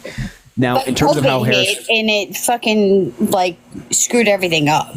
So, whether it was Obama that dealt with COVID or whoever dealt with COVID, like, I'm saying, you were talking about COVID and it kind of messing everything up. Obama was before all that shit. No, I agree. I was saying that I'm aware that Obama was before COVID, but Trump inherited Obama's economy. That was my point. That he didn't do anything for the economy. He just inherited Obama's economy. Now, in terms of how Harris and Walz are going to make your life better, their entire policy focus right now is focusing on the middle class. Donald Trump has promised to give his wealthy buddies tax cuts, whereas Kamala Harris and Tim Walz want to give the middle class tax cuts and raise them for the wealthy. So the wealthy have to pay more taxes, the middle class have to pay less taxes. That's their entire goal. Kamala Harris's campaign slogan right now, practically. I don't agree with that. I don't know what you're disagreeing with because those are the facts. Like, that's what Kamala Harris is proposing right now. But I'm saying I don't think taxing the rich to like, this isn't fucking Robin Hood. Like, why are we taxing the rich to give to the middle class or the poor? I don't think that's the answer.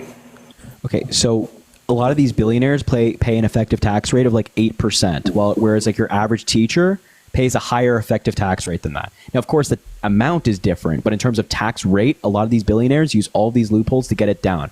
We're just saying that they should pay their fair share, right? So, and when they pay their fair share, the military gets more funding, schools get more funding, roads and bridges get more funding, healthcare institutions get more funding. Our society is better off if we have more federal revenue. Okay, can I ask you this? Mm-hmm. Okay, in everything that you said, that okay, if we tax the richer to pay the poorer, would I feel like the federal government, and not just in this current day and age, probably not in the future day and age, and probably past day and age of however many years whoever was in government, should there not be some type of audit or some type of way that I feel like they are spending money on things that do not benefit the American people?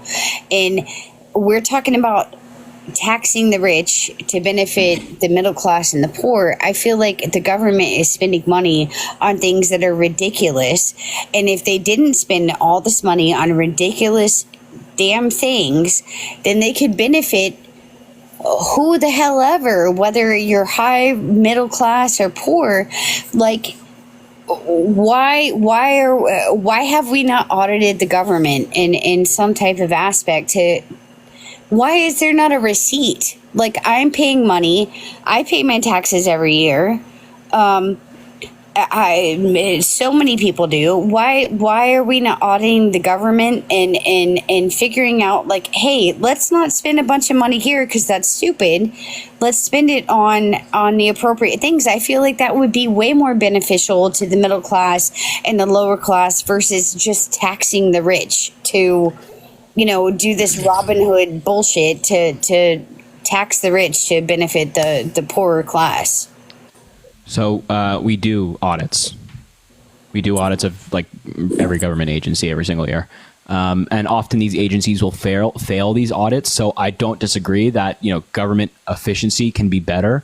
But that doesn't mean that if we, for some reason, solved all of these or had all these government agencies pass these audits, that we'd have more money available. This money is still being spent on things, maybe unnecessary things. Right. But it doesn't mean that we generate more revenue as a result. Even if we stop spending on a bunch of unnecessary things, it doesn't mean that we could then invest in all these programs and we'll be dandy and we don't have to raise taxes on the wealthy. It's just not how it works. There's not an economist out there that thinks that's how it works. Because there won't be enough money anyway. We're not spending $10 billion on unnecessary things. There's some things in the military that we spend maybe millions on, or something in the Department of Defense that we spend millions on. But we're not spending $50 billion on unnecessary things. So even if we get rid of all the unnecessary things and clean up all the waste, we're still not going to have enough revenue to fund all of these programs that actually help people, right? So what we need to do is I'm perfectly happy for government efficiency to be something that we address, but there also just has to be more federal revenue so that we can invest more in people. And when we invest more in people, their lives are better off and our communities are better off. What does that mean? Where is there more federal revenue? What does that mean? No, I'm saying if we tax the wealthy more, we'll have more federal revenue because we'll make more money. The government will make more money because taxes are higher on the wealthy. Okay, so can I say this? Yeah. I know again, I'm going off of what I've been fed. I'm not arguing with you. I'm just going off of what I've been fed, more on the conservative side and what I've seen. I'm not arguing with you. I've seen a lot of this. Well, it's just big corporations that don't give a shit about, the middleman or the little person. So we should tax them more. But in my opinion, and what I've seen is, like with Trump, he brought a lot of the car manufacturers back from overseas, whether it was China or whatever. When you bring back those big corporations and you create these American jobs where they can give people raises, they can give people more benefits. If people just see that, big corporations, they don't give a crap about each other. But when you have somewhat of a capitalism, you have bigger business, that trickles down to the little man in some aspect, right? No, so see, that's. I'm just feeding you okay. No, I know. I heard you. No, that's not how it works at all. That's just what we call trickle-down economics. This was tried by Reagan, by Bush, by Trump. It fails every single time. Why? Essentially what happens is that these big business owners and these shareholders just end up hoarding the money. So if you give a tax cut to the business, the idea is that they'll spend more on employees and give them a raise, or maybe even just create more jobs. But that doesn't happen. The data is clear on this. So when Donald Trump passed his tax cuts in 2017 and 2018, within the first quarter that it was enacted, the data is clear. These companies just started hoarding more money and giving bigger share payouts to their shareholders and the people who own the business. And there was a study done by a London university that looked at 10 different countries of different economic scales that all tried trickle-down economics. Their conclusion for every single country was that it failed. Because all that happens is that the wealthy gets wealthier and the poorer gets poorer. And if you're interested in this and you just want to see the raw data, look up a graph on a federal government data graph on the wealth gap between the top 1% and the middle class. In previous decades, they were pretty much close, right? And the middle class was growing at a steady rate along with the wealthy and the poor and everything like that. But until Reagan came into office, signed his tax cuts that gave a huge tax cut to the wealthy and the rich. And essentially, it went from going kind of this, like a parallel line, to the wealthy just continuing to go up and up and up, and the middle class kind of going down a little bit and up a little bit. So trickle-down economics does nothing but help the wealthy and screw over the middle class. It happens time and time again. So. Okay. No, I kind of agree with you. I work for a multi-billion-dollar company, and I see them investing in a lot of, and they're buying out smaller companies, but none of that trickles down to us. So yeah, it's unfortunate. It's unfortunate that Republicans lie about this stuff just to help out their wealthy buddies. You know, it's a terrible thing. So you should vote for that. All right. So keep that in mind. All right. All Anything right. else? I'll let you talk to somebody else. I know I've kind of.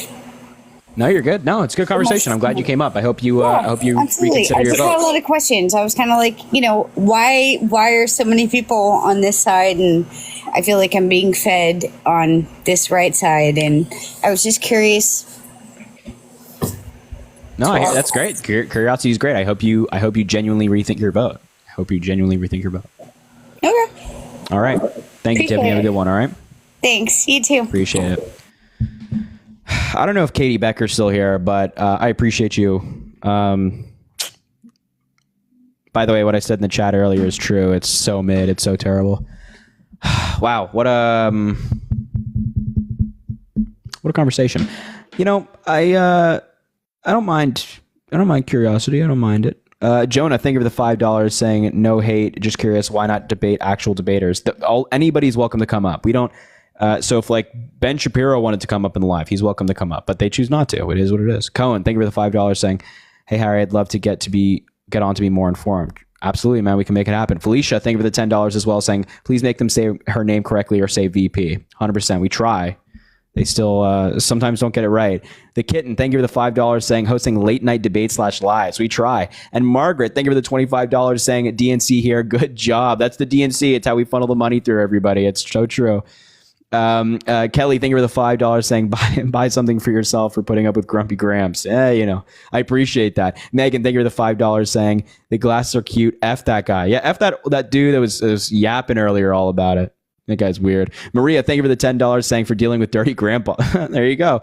Sandra, thank you for the $5 saying another $5 Venmo from a 57-year-old who appreciates what you do. I appreciate you. Thank you for not being like that other guy. You're amazing, Sandra. Thank you. Shannon for the $4.86 saying for spending your time and energy trying to actually change these people's minds and advocating for women on your platform. Thanks, King. Well, it's a good use of time, I think. The election's like what? Isn't it like 48 days away, 47, something like that? That's crazy. Casey, thank you for the $5 saying thanks for dealing with the MAGA lunatics. Keep making good trouble. You too, Casey. You too.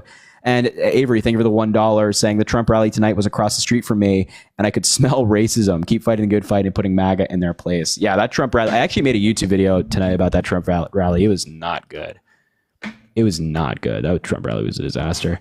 All right, if you're MAGA, let me know. I'll bring you in and we'll talk. All right, just type MAGA in the chat or just request up and we'll make it happen. Okay, sounds good. I need more water, but I'll get it later. Let's see. All right, let's bring up Adam. Let's give him a shot. Are you MAGA? Hey, how's it going? Yeah, I would say I'm voting for Trump. How old are you? 24. Okay, why are you voting for Trump? Voting for Trump, I felt like the world was a safer place 4 years ago. The dollar, an average, or $1 went a farther way when you're buying gas, buying groceries. The bad thing was, I think he was much more divisive. People seemed to really hate him, and I didn't like how he kind of tore the country apart and emboldened some racism. But at the end of the day, I felt like the world was a safer place and other leaders respected him more and feared him a little bit more than Biden or Harris. You think it was safer because of Trump? Yeah, I think that foreign leaders understood that Trump was unpredictable and that if they took bold actions, then they didn't actually know what his response was going to be. Really? So why did Iran attack us under Donald Trump if they were like so scared of him? When did Iran attack us? I believe in 2019 or between 2019 and 2020, 109 U.S. soldiers got traumatic brain injuries. Donald Trump called it a headache. So if we're so scary, then why did Iran attack us under Donald Trump? Well, to be honest, I don't remember an Iran attack, and nobody's ever mentioned that in a debate. So I would check that one. Yeah, I got you. I got no problem. Yeah, this is something that Trump supporters, or just Republicans generally, they don't like to talk about. February 11th, 2020, 109, I know it's backwards, an NPR article, I'll read the headline to you. 109 U.S. troops suffered brain injuries in Iran strike, Pentagon says. And again, it's an NPR article published February 11th, 2020. Well, okay, okay. So the brain. Well, I would say that brain injuries on 109 soldiers is different from what is it? 100,000 Ukrainian lives lost. Wait, I don't know how that relates to the argument, because you're saying that we were safer under Donald Trump, but American soldiers were directly being attacked under Donald Trump by Iran, an adversary of the United States. And in addition to this, more U.S. soldiers died abroad under Trump than they did under Biden. So what's the argument that we were safer? So my argument is that the world was safer, that the world was more steady. I think that the 109 brain injuries, I kind of do remember that, like the electric impulses, I think it was. But on the other hand, I think that the Afghanistan moment was pretty embarrassing for us. And then when you have world leaders like President Xi kind of on the outlier, and then you have Putin seeing these moments that they feel emboldened to go ahead and take dramatic actions. I mean, I feel like if Kamala wins, I feel like we're going to see China enter Taiwan pretty soon. And it's just a personal feeling that I think we could all agree, at least, that there weren't as many regional wars, large regional wars 4 years ago. That's not true. I mean, the Kurds that we abandoned under Donald Trump then got slaughtered by Turkish armed forces, killing like thousands innocent men, women, and children. Because of Donald Trump and abandoning those folks. And as I mentioned, like more American soldiers died under Trump. So I don't know how that's possible if we were like safer and more peaceful under Donald Trump. But also, like, I don't know. I also don't understand why you're blaming like the Ukraine war, for example, on Joe Biden. Like, do you think that FDR is responsible for World War II? No, obviously not. Okay. Do you think that Woodrow Wilson is responsible for World War I? No, I do not think that Woodrow Wilson is responsible for World War I. Okay, so then do you think FDR was weak, and that's why a mustache man from Germany in World War II was invading like different countries like Poland? Is it because the United States president was weak? I mean, at the time, the U.S. wasn't really the major force in Europe. I think that That's not true. After World War I, obviously the USA became more dominant, but I think Hitler looked across the landscape and he thought that England just is kind of scared. They don't want another war. France is scared. They don't want another war. And he wanted revenge for what happened in World War I, so he entered France and Belgium. Yeah, but I'm saying, like, do you think that when he thought about that, was he saying, "Oh, the U.S. president is weak. I'm gonna do this because they're weak"? Or do you think that maybe there were other factors that led to that invasion, like the ones you just mentioned? I think in World War II, Hitler probably didn't expect the United States to enter the fray, which we didn't for another 2 years. And then it was really our entrance that changed the tides of the war. So I think that having a strong America absolutely makes for a safer world. And yeah, I'm not debating that, but you're basically, the argument is that the United States, these wars occur because the United States president is weak. That's the argument with Joe Biden, right? So then if you're using that argument, then that must apply to Woodrow Wilson and FDR, that these wars around the world started because everybody's thinking about the American president when they do something. Emil, think of the subscription. No. It's a good point. I think that it obviously plays a factor, and I think that at the time, I mean, definitely in World War I, America was not even really respected in military, in Europe. They just use World War II, or Vietnam, or Korea. I don't know, whatever you want. Well, all right. So I would just say that I think that like I said earlier, my point was kind of that with Putin, he didn't know what Trump's response would be. Whereas with Biden, I think he truly expected it. We would send troops, we would send ammo, right? Or sorry, not troops. I misspoke. That we would send equipment, but we wouldn't put troops on the ground, and we wouldn't actually strike Russia because obviously that would be pretty risky. But so I think that our response was very predictable, and it's been in such a way that we have supported them, but we haven't actually supported them enough to land a knockout blow. So this is just kind of dragging on without any real decisive action from our leaders. I'm sorry. So like I'm always baffled by this argument that like, oh, Putin didn't know what Trump would do. What would have been out of the realm of possibility that Trump could do? Like, what would be the unpredictability of the United States at that time? Because like all of these armies around the world prepare for moves by other countries, just like the United States does. So when you're saying like Trump was unpredictable, Russia had no idea what he was going to do, like, how does that make any sense if there's only so much that we can do in response to something like that? It's like either military intervention or arms or something. Like what do you think Russia was exactly scared of? Well, I do genuinely think that they were worried about American planes hitting Russian bases in Russia. I mean, so far we've just kind of sent them F-16s and let them do their thing. But I think that they were genuinely worried about a full response from America. What's your evidence for that? Like, why do you think they were worried? Or are you just like listening to Donald Trump say this? I wasn't listening to Donald Trump say this. I'm saying it's just my feeling of him as a president, him being the Really? Because like Russia interfered in our election in 2016 and 2020, and Donald Trump didn't do anything in response. That's like genuine, like that's like actually attacking American democracy from abroad, and Trump didn't do anything to hold Russia accountable.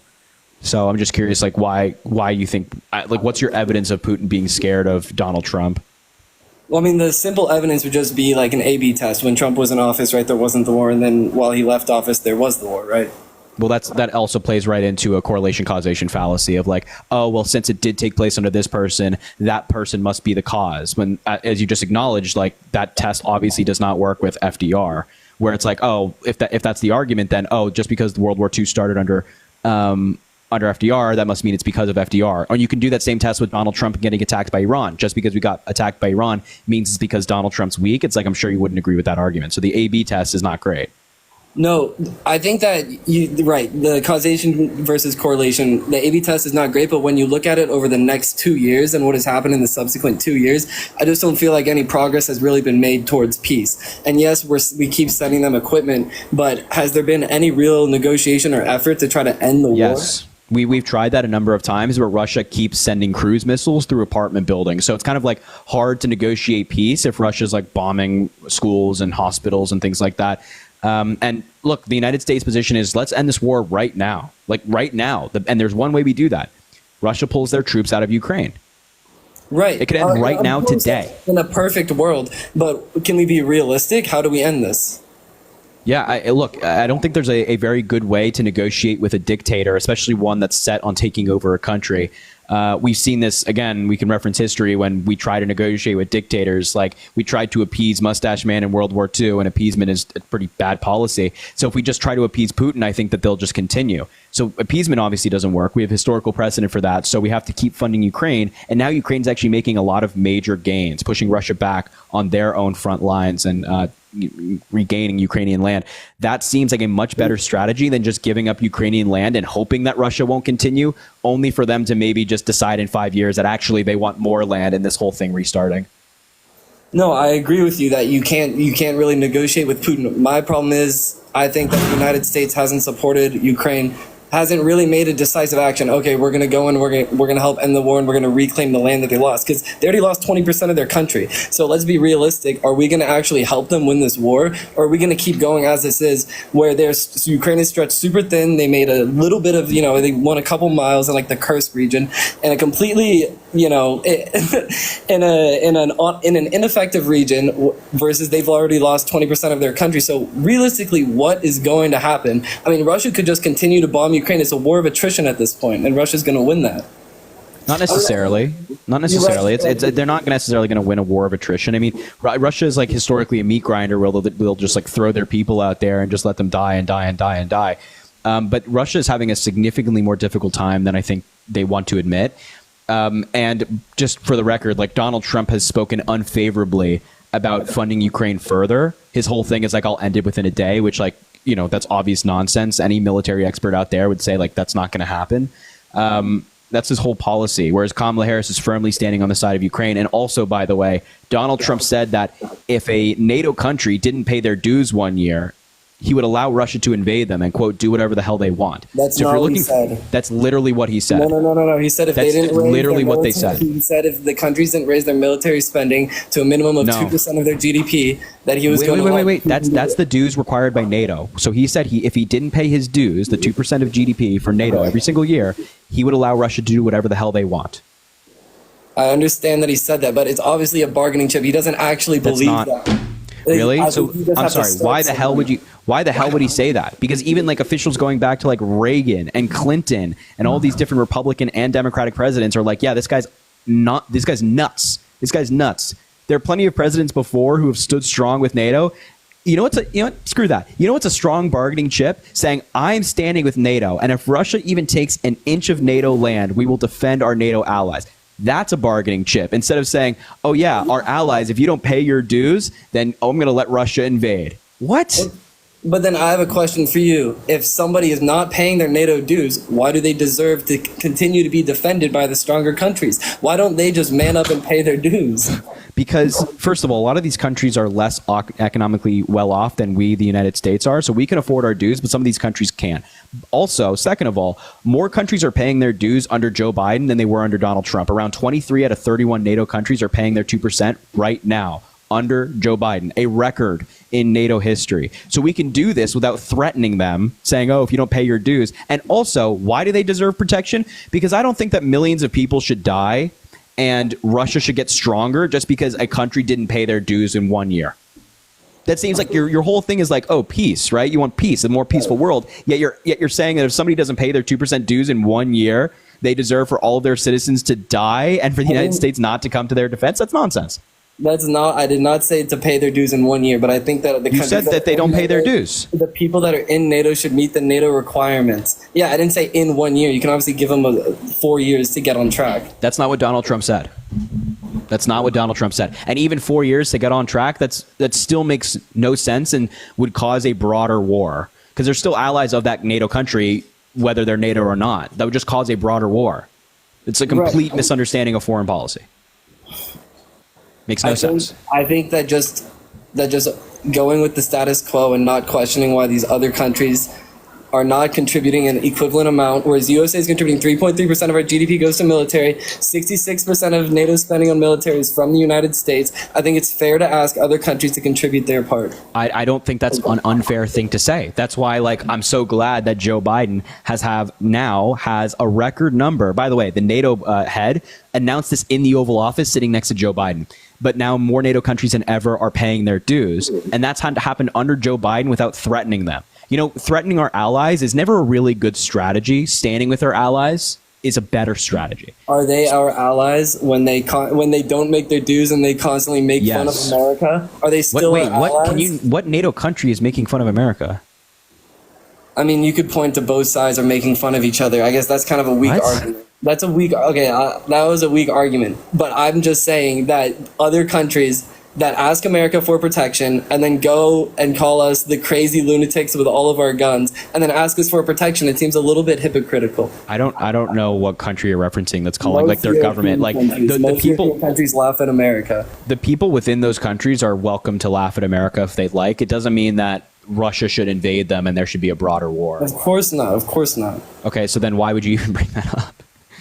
This all stemmed from they should just pay their 2% of the GDP and be done with it. I understand that there's other countries that are in a lot of debt. The United States is in a lot of debt, but I believe that we should make sure that the United States, that our allies are actually protected. And if you're not going to stand with us and you're not going to contribute that percent of GDP that you agree to be in NATO, and you're going to say the thing about Joe Biden, 23 out of 31. But I think that what is Joe Biden saying to get those other people, the last 8 to get on to make their payments? I actually have not heard that, and that's impressive. I will say, I did learn that. I did not know that Joe Biden has increased the number of countries to make their payments, but you know why? Because Donald Trump pushed away our allies. The German chancellor and the British prime minister have all spoken about this and have spoken about how amazing Joe Biden has been on the world stage in terms of foreign policy and how amazing Kamala Harris has been on the world stage in terms of foreign policy. I don't think anybody said that Joe Biden, because Joe Biden got in office and immediately embarrassed us by leaving $80 million of military. That's not true. In Afghanistan. That's not true. People were chasing planes down the runway. We all saw the videos of civilians chasing the planes down the runway as our military. I don't know how that's a fault on Joe Biden, but your stat on 80 billion being left behind is not true. 80 million. Yeah, 80 million is also not true. It is. It's not, because the chairman of the Joint Chiefs of Staff, Mark Milley at the time, who was appointed by Donald Trump, testified under oath in front of Congress saying that no American equipment was left behind that was owned by the American government. This was also the conclusion of the Pentagon and the Department of Defense that was released in a report, a comprehensive report that you can go read for yourself. It was also included in a report by the Inspector General of the United States who investigated our time in Afghanistan. No, we didn't leave American equipment behind. That is a common lie that's spread by Donald Trump and the Republican Party. All right, chat, I need you guys to find this link because there's no way that for the past 4 years... I can play it for you if you want. I can play Milley testifying under oath. I have the video. Here, listen. I think it's laid out Can you find a news source rather than from the Joint Chiefs of Staffs? Because he the highest ranking military official is not good enough for you? He has every incentive in the world to not look like an idiot, doesn't he? It's the highest ranking military official in the United States. As you who was appointed by Donald Trump. Your very point of Trump being a liar points to the fact that your position doesn't mean that you're not a liar. If you're just because you're the highest ranking official in the United States government, but I'm saying that this is the high. I can show you an article after the fact if you'd like, but this is somebody that was appointed by Donald Trump. He's also not a political figure. So Donald Trump has a political incentive to lie. This is not a political figure who runs for office. This is somebody who's dedicated their lives to military service, and this is the highest ranking position in the military. So let's just take a look at what this guy has to say, and then I will go find you an article if you so choose. Yeah, it's going to cite the exact same thing I'm playing for you right here, but sure. As I recall, and I think it's laid out in the Seaguar's report, the special IG for Afghanistan, it's about 80 some odd billion dollars worth of military aid total. That's everything from food and building barracks and uniforms and boots to include equipment over 20 years. Right. And then he cites, I think it's 7.2 billion of military equipment, U.S. manufactured military equipment that is with the Afghan security forces. That's Afghan owned equipment, not American equipment. Every piece of American equipment that the American military owned came out with us with Scott Miller, or he destroyed it on site. So, by the way, we can't hear you when you're off TikTok. I hope you know that. I'm back. Yeah, that's the chairman of the Joint Chiefs of Staff. I was just reading a CNN article that said that we left $7 billion $7 billion from CNN in Afghanistan, and that equipment is turning. Yeah, and then I've read this article before. Continue to read the article. Or I'll just read the relevant paragraph to you. The U.S. gave a total of $18.6 billion of equipment to the Afghan National Defense and Security Forces (ANDSF) from 2005 to August 2021, according to the report. Of that total, equipment worth $7.12 billion remained in Afghanistan after the U.S. withdrawal was completed on August 30th, 2021. But that was their equipment, as Mark Milley just said. And we intentionally gifted that to them, or did we leave it and say, okay, actually, you can have it? No. We intentionally gave it to them. And also, a Defense Department spokesperson said in a quote, the $7.12 billion figure cited in the department's recent report to Congress corresponds to ANDSF, Afghan Force equipment, and not U.S. military equipment used by our forces. So it was their equipment. It's not our equipment to take out. So we didn't leave any equipment behind. Actually, I'll let you respond to that, and then I have something else to say. No, go on. And also, if you're embarrassed by what's happened in Afghanistan, first of all, I don't know why you'd call that embarrassing, but second of all, that withdrawal in Afghanistan was initiated by Donald Trump. The deal we followed to get out of Afghanistan was signed by Donald Trump with the Taliban, the terrorist group, the Taliban, that left out the Afghan national government that was the governing body at the time, and Donald Trump's own former national security advisors, including H.R. McMaster, criticized that deal as one of the reasons as to why the withdrawal was so messy. Mic drop. No, bro, it's not a mic drop. I'm just saying. It's like, that's a fact, man. Like, everybody wants to put Afghanistan on Joe Biden. He had to follow the shitty deal that Donald Trump signed with the Taliban. It's like, I don't know. You did not have to follow that deal. And you know that it didn't need to be that expedient. What? We absolutely did. If just because Donald Trump left office doesn't mean that the deals that the United States as a country is engaged in expire. The deal is not between Donald Trump and the Taliban. It's between the United States government and the Taliban. So whether Biden's the president or Trump's the president, we had to follow that deal. Even Joe Biden spoke about this at a press conference, that his military generals came to him and said, look, either we follow this deal and get out of Afghanistan in the summertime, or we have to put tens of thousands of American troops back into Afghanistan to be there when the ceasefire expires so we can defend ourselves. And Joe Biden said, I'm not sending any more Americans back to Afghanistan. We're going to get out. That was a right move by him. Well, so you shouldn't vote for Trump. No, I mean, I think that I genuinely didn't know that was a deal made under Trump. I obviously want to do my own research and find out if Joe Biden had to leave Afghanistan within a week or as fast as he needed to, or if he maybe could have prolonged that deal so it wasn't so embarrassing where we leave all our military equipment behind us for the Afghanistani government. I know that... Brother. Okay, do me a favor. After this live... I will look it up, but I just don't think that there's any way we intended to leave all that equipment behind. We did. Because it's not our equipment. Thank you, hello, again, for the subscription. Right, it was a gift. It's not our equipment to take.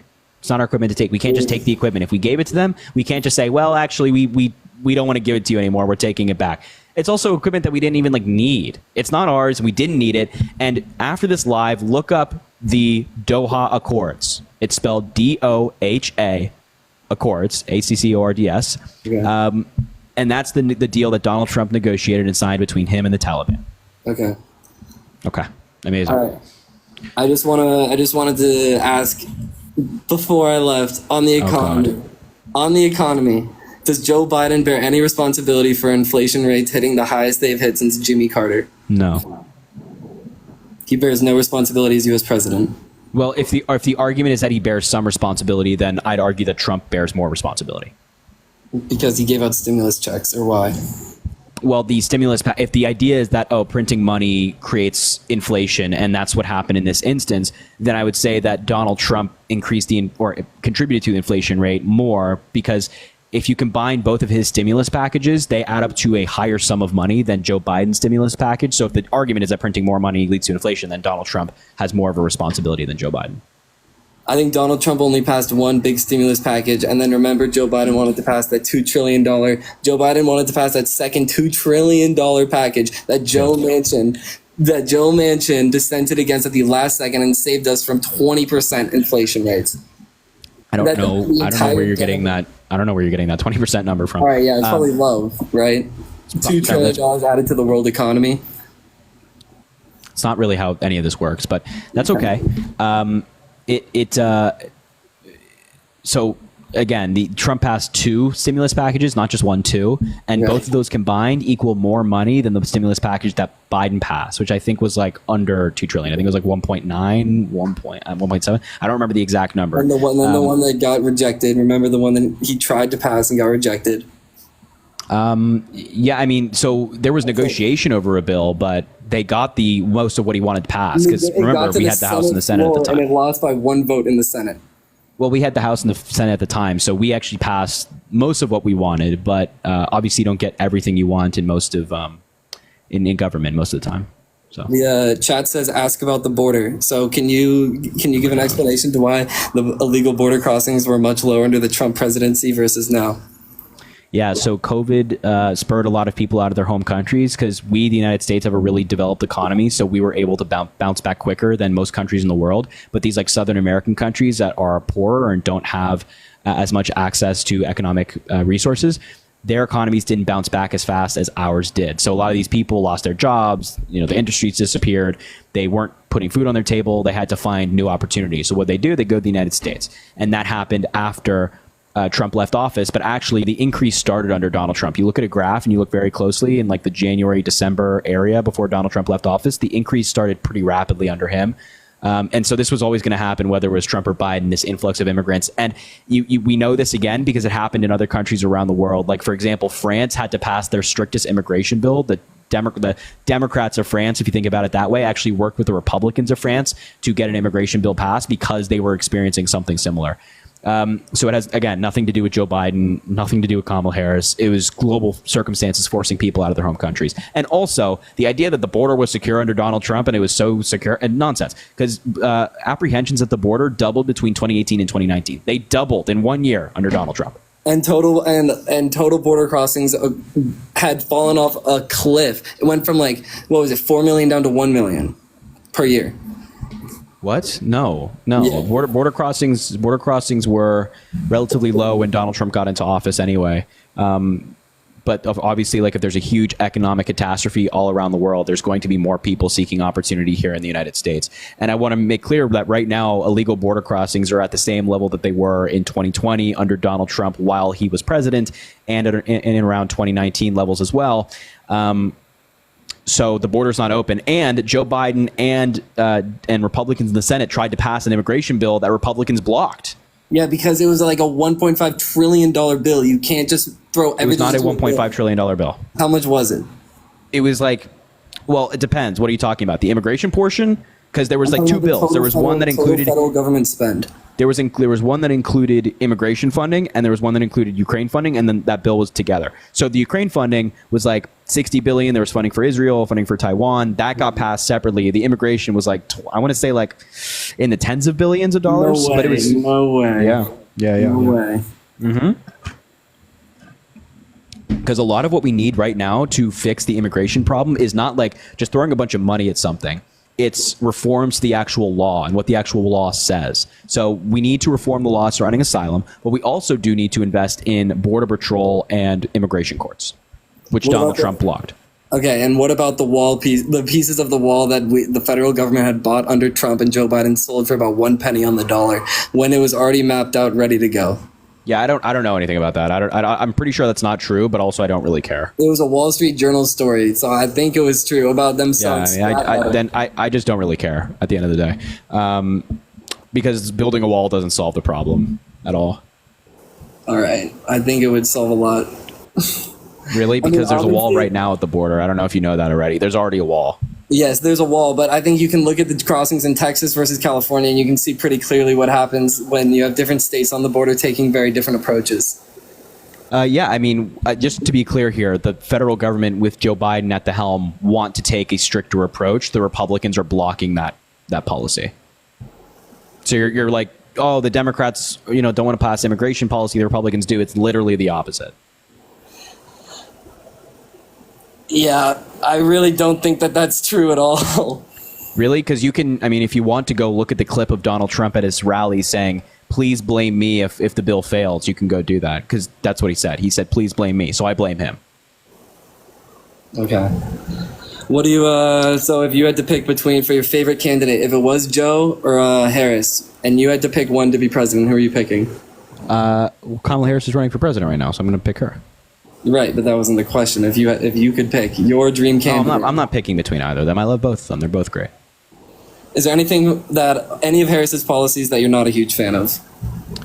I've disagreed with Harris in the past, but a lot of her policy that she's introducing now is pretty great. Such as?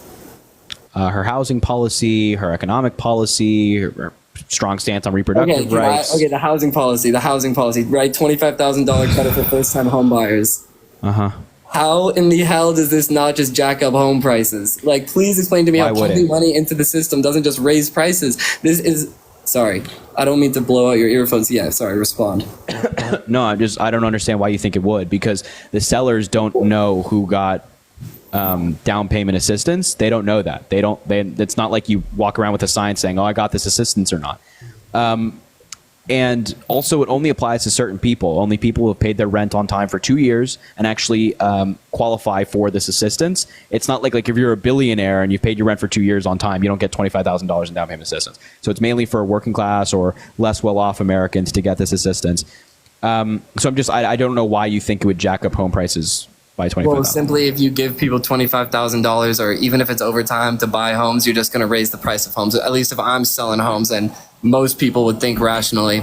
I think that the fundamental difference is that you think that all these government programs are going to solve a lot of problems, whereas at the end of the day, the federal government is the least efficient spender of money. Let's stop giving the federal government money. I think it's ridiculous to expect that this entity that has racked up trillions of dollars of debt. Enemy, Jesus.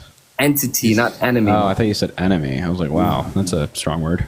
No. I just think that it's ridiculous to expect that they will start suddenly spending our money more efficiently. At the end of the day, I think it's just better to have a smaller government, rely more on the state governments and let people vote with their feet where they want to live, rather than force everybody to go into a super large federal government that's employing.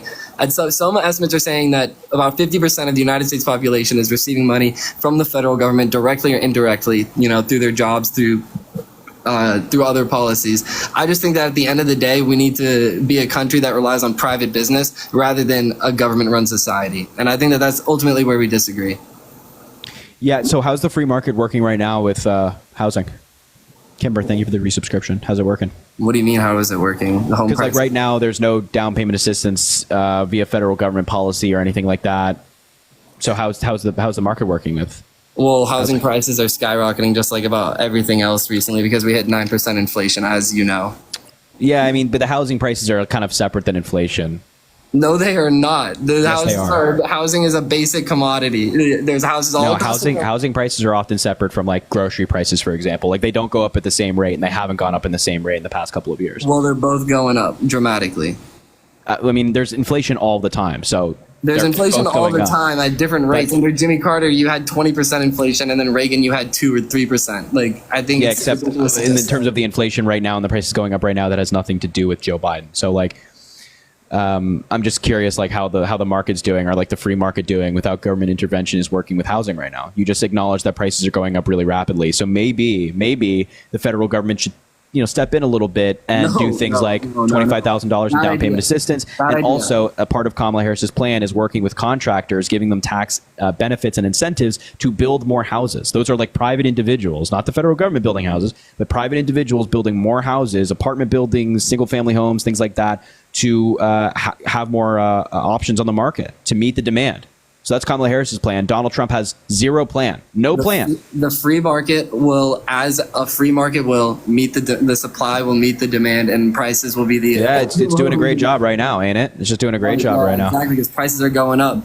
Because Exactly. And the so-called free market is not addressing the needs of the people, and the demand is not meeting the supply. I didn't say it was addressing the needs of the people. I said that it would naturally find the right price, which is going up because there's more money in the system. Well, we've been waiting. I'm just like, I'm looking at my watch. I'm waiting for the housing market to figure itself out. It's just not, unfortunately. $5,000 to everyone's bank account. I mean, just wait. So just to be clear, it's not everybody. I don't know why this is so difficult to understand. It only applies to certain people. It's not like, oh, you get 25 grand, you get 25. No. You have to pay your rent on time for 2 years, and it only applies to first-time home buyers. So if you're buying a house for the second time, or you're moving and buying a new house, you do not get this down payment assistance. This is mainly to help young people who are buying their first house. And it's a one-time thing. It's not like, oh, you get it every time you buy a house, and it only applies to certain income brackets. Like, I don't know why you're like, oh, it's God, we're just handing it out to everybody. And are you against the federal government, Kamala Harris's plan to build 3 million new houses in 4 years? Are you against that? If the federal government is building it, central planning, right? Let's just be Russian. I just said the federal government is not building it. Well, then how can she guarantee by government subsidies, essentially, right? Let's just no. Government tax incentives for contractors, right? Saying, hey, if you build certain type of houses, like apartment buildings or single family homes in these areas, we'll give you a tax break, a tax benefit for doing so, because this helps with your community. We do it with businesses all the time, saying, hey, you move a factory here, we'll give you a tax break. We'll give you a tax benefit to incentivize people to have their factories here, create jobs for the people. Same thing with housing. Are you against that? I think in general, the federal giving tax breaks you're just asking me, am I against tax breaks? No, that's not what I asked you. It depends on what tax break. There's independent for contractors. I think it would be good to get more housing up. I think that having the federal government putting their dirty hands in any market is probably a bad idea. It just raises prices. Okay. Yeah, it's working great in the housing market. The free market's taking care of it, man. Everybody can buy a house right now. It's great. It's exactly. awesome. Nobody can buy a house. Your entire argument is like the free market. So what's the free market doing? My point is that prices are so high because our central federal government is racking up trillions of dollars in debt on these omnibus bills that don't have any true purpose. How does that connect to housing prices? I have a question. Okay, so 30, the lowest 38% individuals in the bottom 38% of income earnings in the United States, 71% of that bottom 38% are voting for Trump. Why do you think... Where are you getting that data from? Wall Street Journal. All right, so you're reading from something right now? No, I'm not reading. This is something I read a couple weeks ago. Are you sure? I'm absolutely positive. I'm looking at you laugh. So say it again. And I'm reading the chat. All right. The bottom 38%, right, of Americans, of income earners in America, bottom 38% of earnings. 71% are voting for Donald Trump. And my question to you is, why do you think that bottom 38, the poorest people in America, seem to overwhelmingly be supporting a Republican president who, by general terms, by your thinking, would not care about the poorest people in America? Let's see here. I don't know. I'm not so sure. You said bottom 30% voting for Donald Trump? 38%. Bottom 38% voting for Donald Trump. Let's see. 71%. You said Wall Street Journal?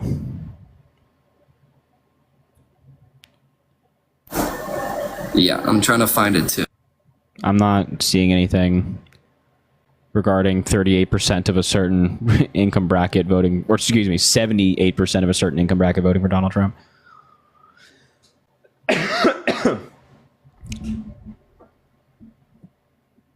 I'll wait for him to provide his source on this.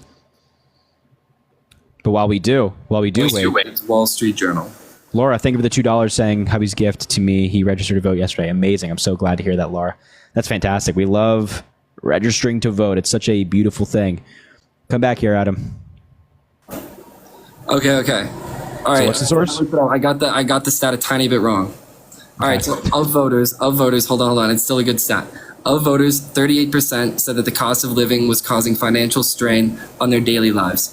Okay, so a lot of people, right, are well off enough where the cost of living isn't really straining their lives. 38%, right, of Americans said that the cost of living is causing strain on their daily lives. Okay. Of those 38% that said that they are feeling strained by the cost of living, 71% of that 38% is voting for Donald Trump. And when was this article published? According to a Wall Street Journal poll, this was like a week ago. No, what was the exact date? I just fucking found a screenshot. I can't tell you the exact date. It was about a week ago. It was Saturday. Saturday? Yeah. I'm still not seeing that article, but I'll take your word for it. Yeah, I mean, that's a pretty small portion of people in terms of like 38%. Also, the Wall Street Journal kind of sucks, but I digress. It's fine. It's whatever. Yeah, I mean, I don't know. I think that a lot of people, regardless of like income bracket, will blame the current president for their struggles, whether it is actually the president's fault or not. Like, for example, you came in here and say, oh, the prices have gone up under Biden. But a lot of these folks fail to realize that whether it's Trump or Biden, the prices would have gone up regardless. So they're saying, hey, the president's at fault. We need a change. Let's vote for Trump. I think that's why those folks, in terms of that poll, might be saying, yeah, I'm going to vote for Trump. Not because, Trump is like this amazing guy and so good at the economy, but because they want to put the blame on somebody, as a lot of people want to. I would say that these people probably just had a 4-year A/B test and voted for the A. We literally just talked about how the A/B test is fallacious in nature. So whether maybe that is what they're thinking, but it doesn't mean that that's a good reason to vote for somebody. All right. Well, chat, thank you for the donations. I'm sure you want another guest on, but thanks for having me. All right, Adam. Thanks for coming on, man. I appreciate it. Have a good one. You too.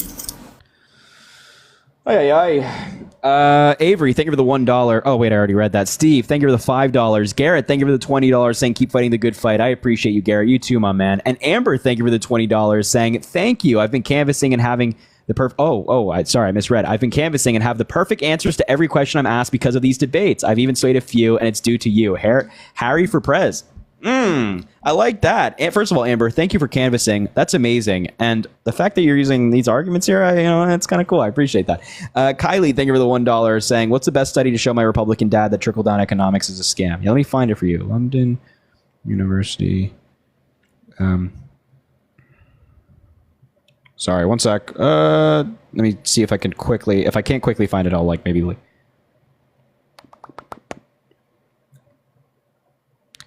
Oh, okay. So here we go. It's a study by David Hope and Julian Limburg of the London School of Economics. So look up London School of Economics 2020 study, trickle-down economics.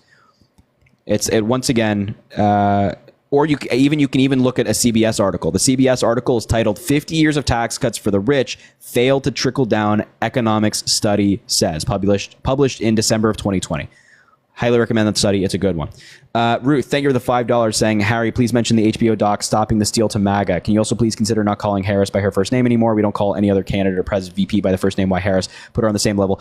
I mean, yes and no. I think that at least myself, I do call other candidates by their first names. And I also think that when we talk about Kamala, that's like the most recognizable name when it comes to her. But yeah, of course, I think we, give her official title, call her VP Harris or just call her Harris, whatever it might be.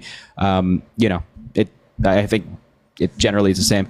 And even Kamala calls herself Kamala. I mean, and maybe that's because it's her name. I don't know. But I just think that I think we just have to get them to start saying her name right, and then maybe we can talk about the title. Christine, thank you for the $10 saying, please remind people that Trump thanked Putin when those hostages were released under Biden.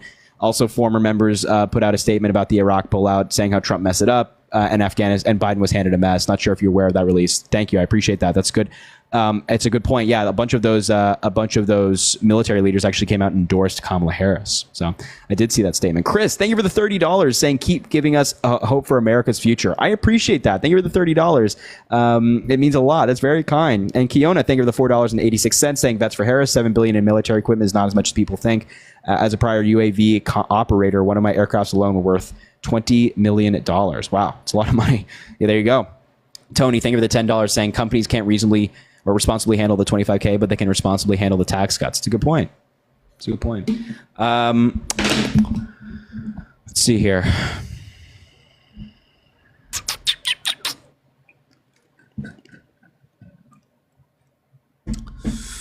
Let me see who's live. Yeah, I think I'm actually gonna call it there. As I mentioned, I have to hop off a little bit earlier tonight, so I think I'm gonna call it there on the live. But don't fret, don't worry, no concern at all, because there are other people doing TikTok live debates right now that I would highly recommend you go check out. So while this live is ending, the fun continues on other channels. And by the way, we hit 1 million likes. I appreciate you all. First of all, before we go, make sure to drop a follow if you haven't already. We do these lives all the time, but I need you guys to do me a favor. We're going to go raid some people, being Tommy and Isaiah. So Tommy, we're going to go raid people. They're doing TikTok live right now. They're doing debates right now. So Tommy is, his username is the dude, THE.DOODE. He's doing TikTok live debates right now. I think he's great. Good Trouble is also live. And Isaiah Martin, my friend Isaiah Martin, is live right now. Go to their lives. Isaiah is a good friend of mine, so I'd highly recommend any of these three people, but go to their lives. Killer, can you put maybe all of their usernames pinned? Or, just Isaiah. Yeah, there you go. Isaiah and the dude. I appreciate you, Killer. And then, of course, Good Trouble's live if you want his live as well. He's great. But these two, I'd highly recommend you raid Isaiah R. Martin. He's a good friend of mine. Tommy, the dude, is also great. I would highly recommend both of these lives. Go raid them.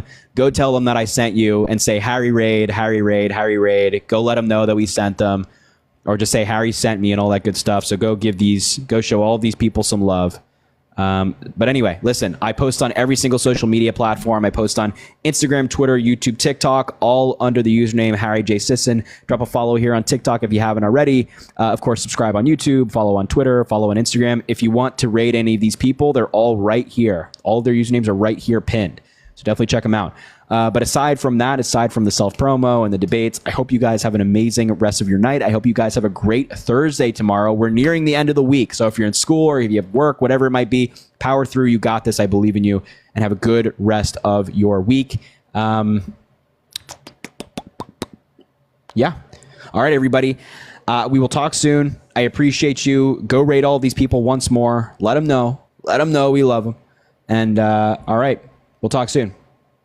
Bye, everybody. Mwah.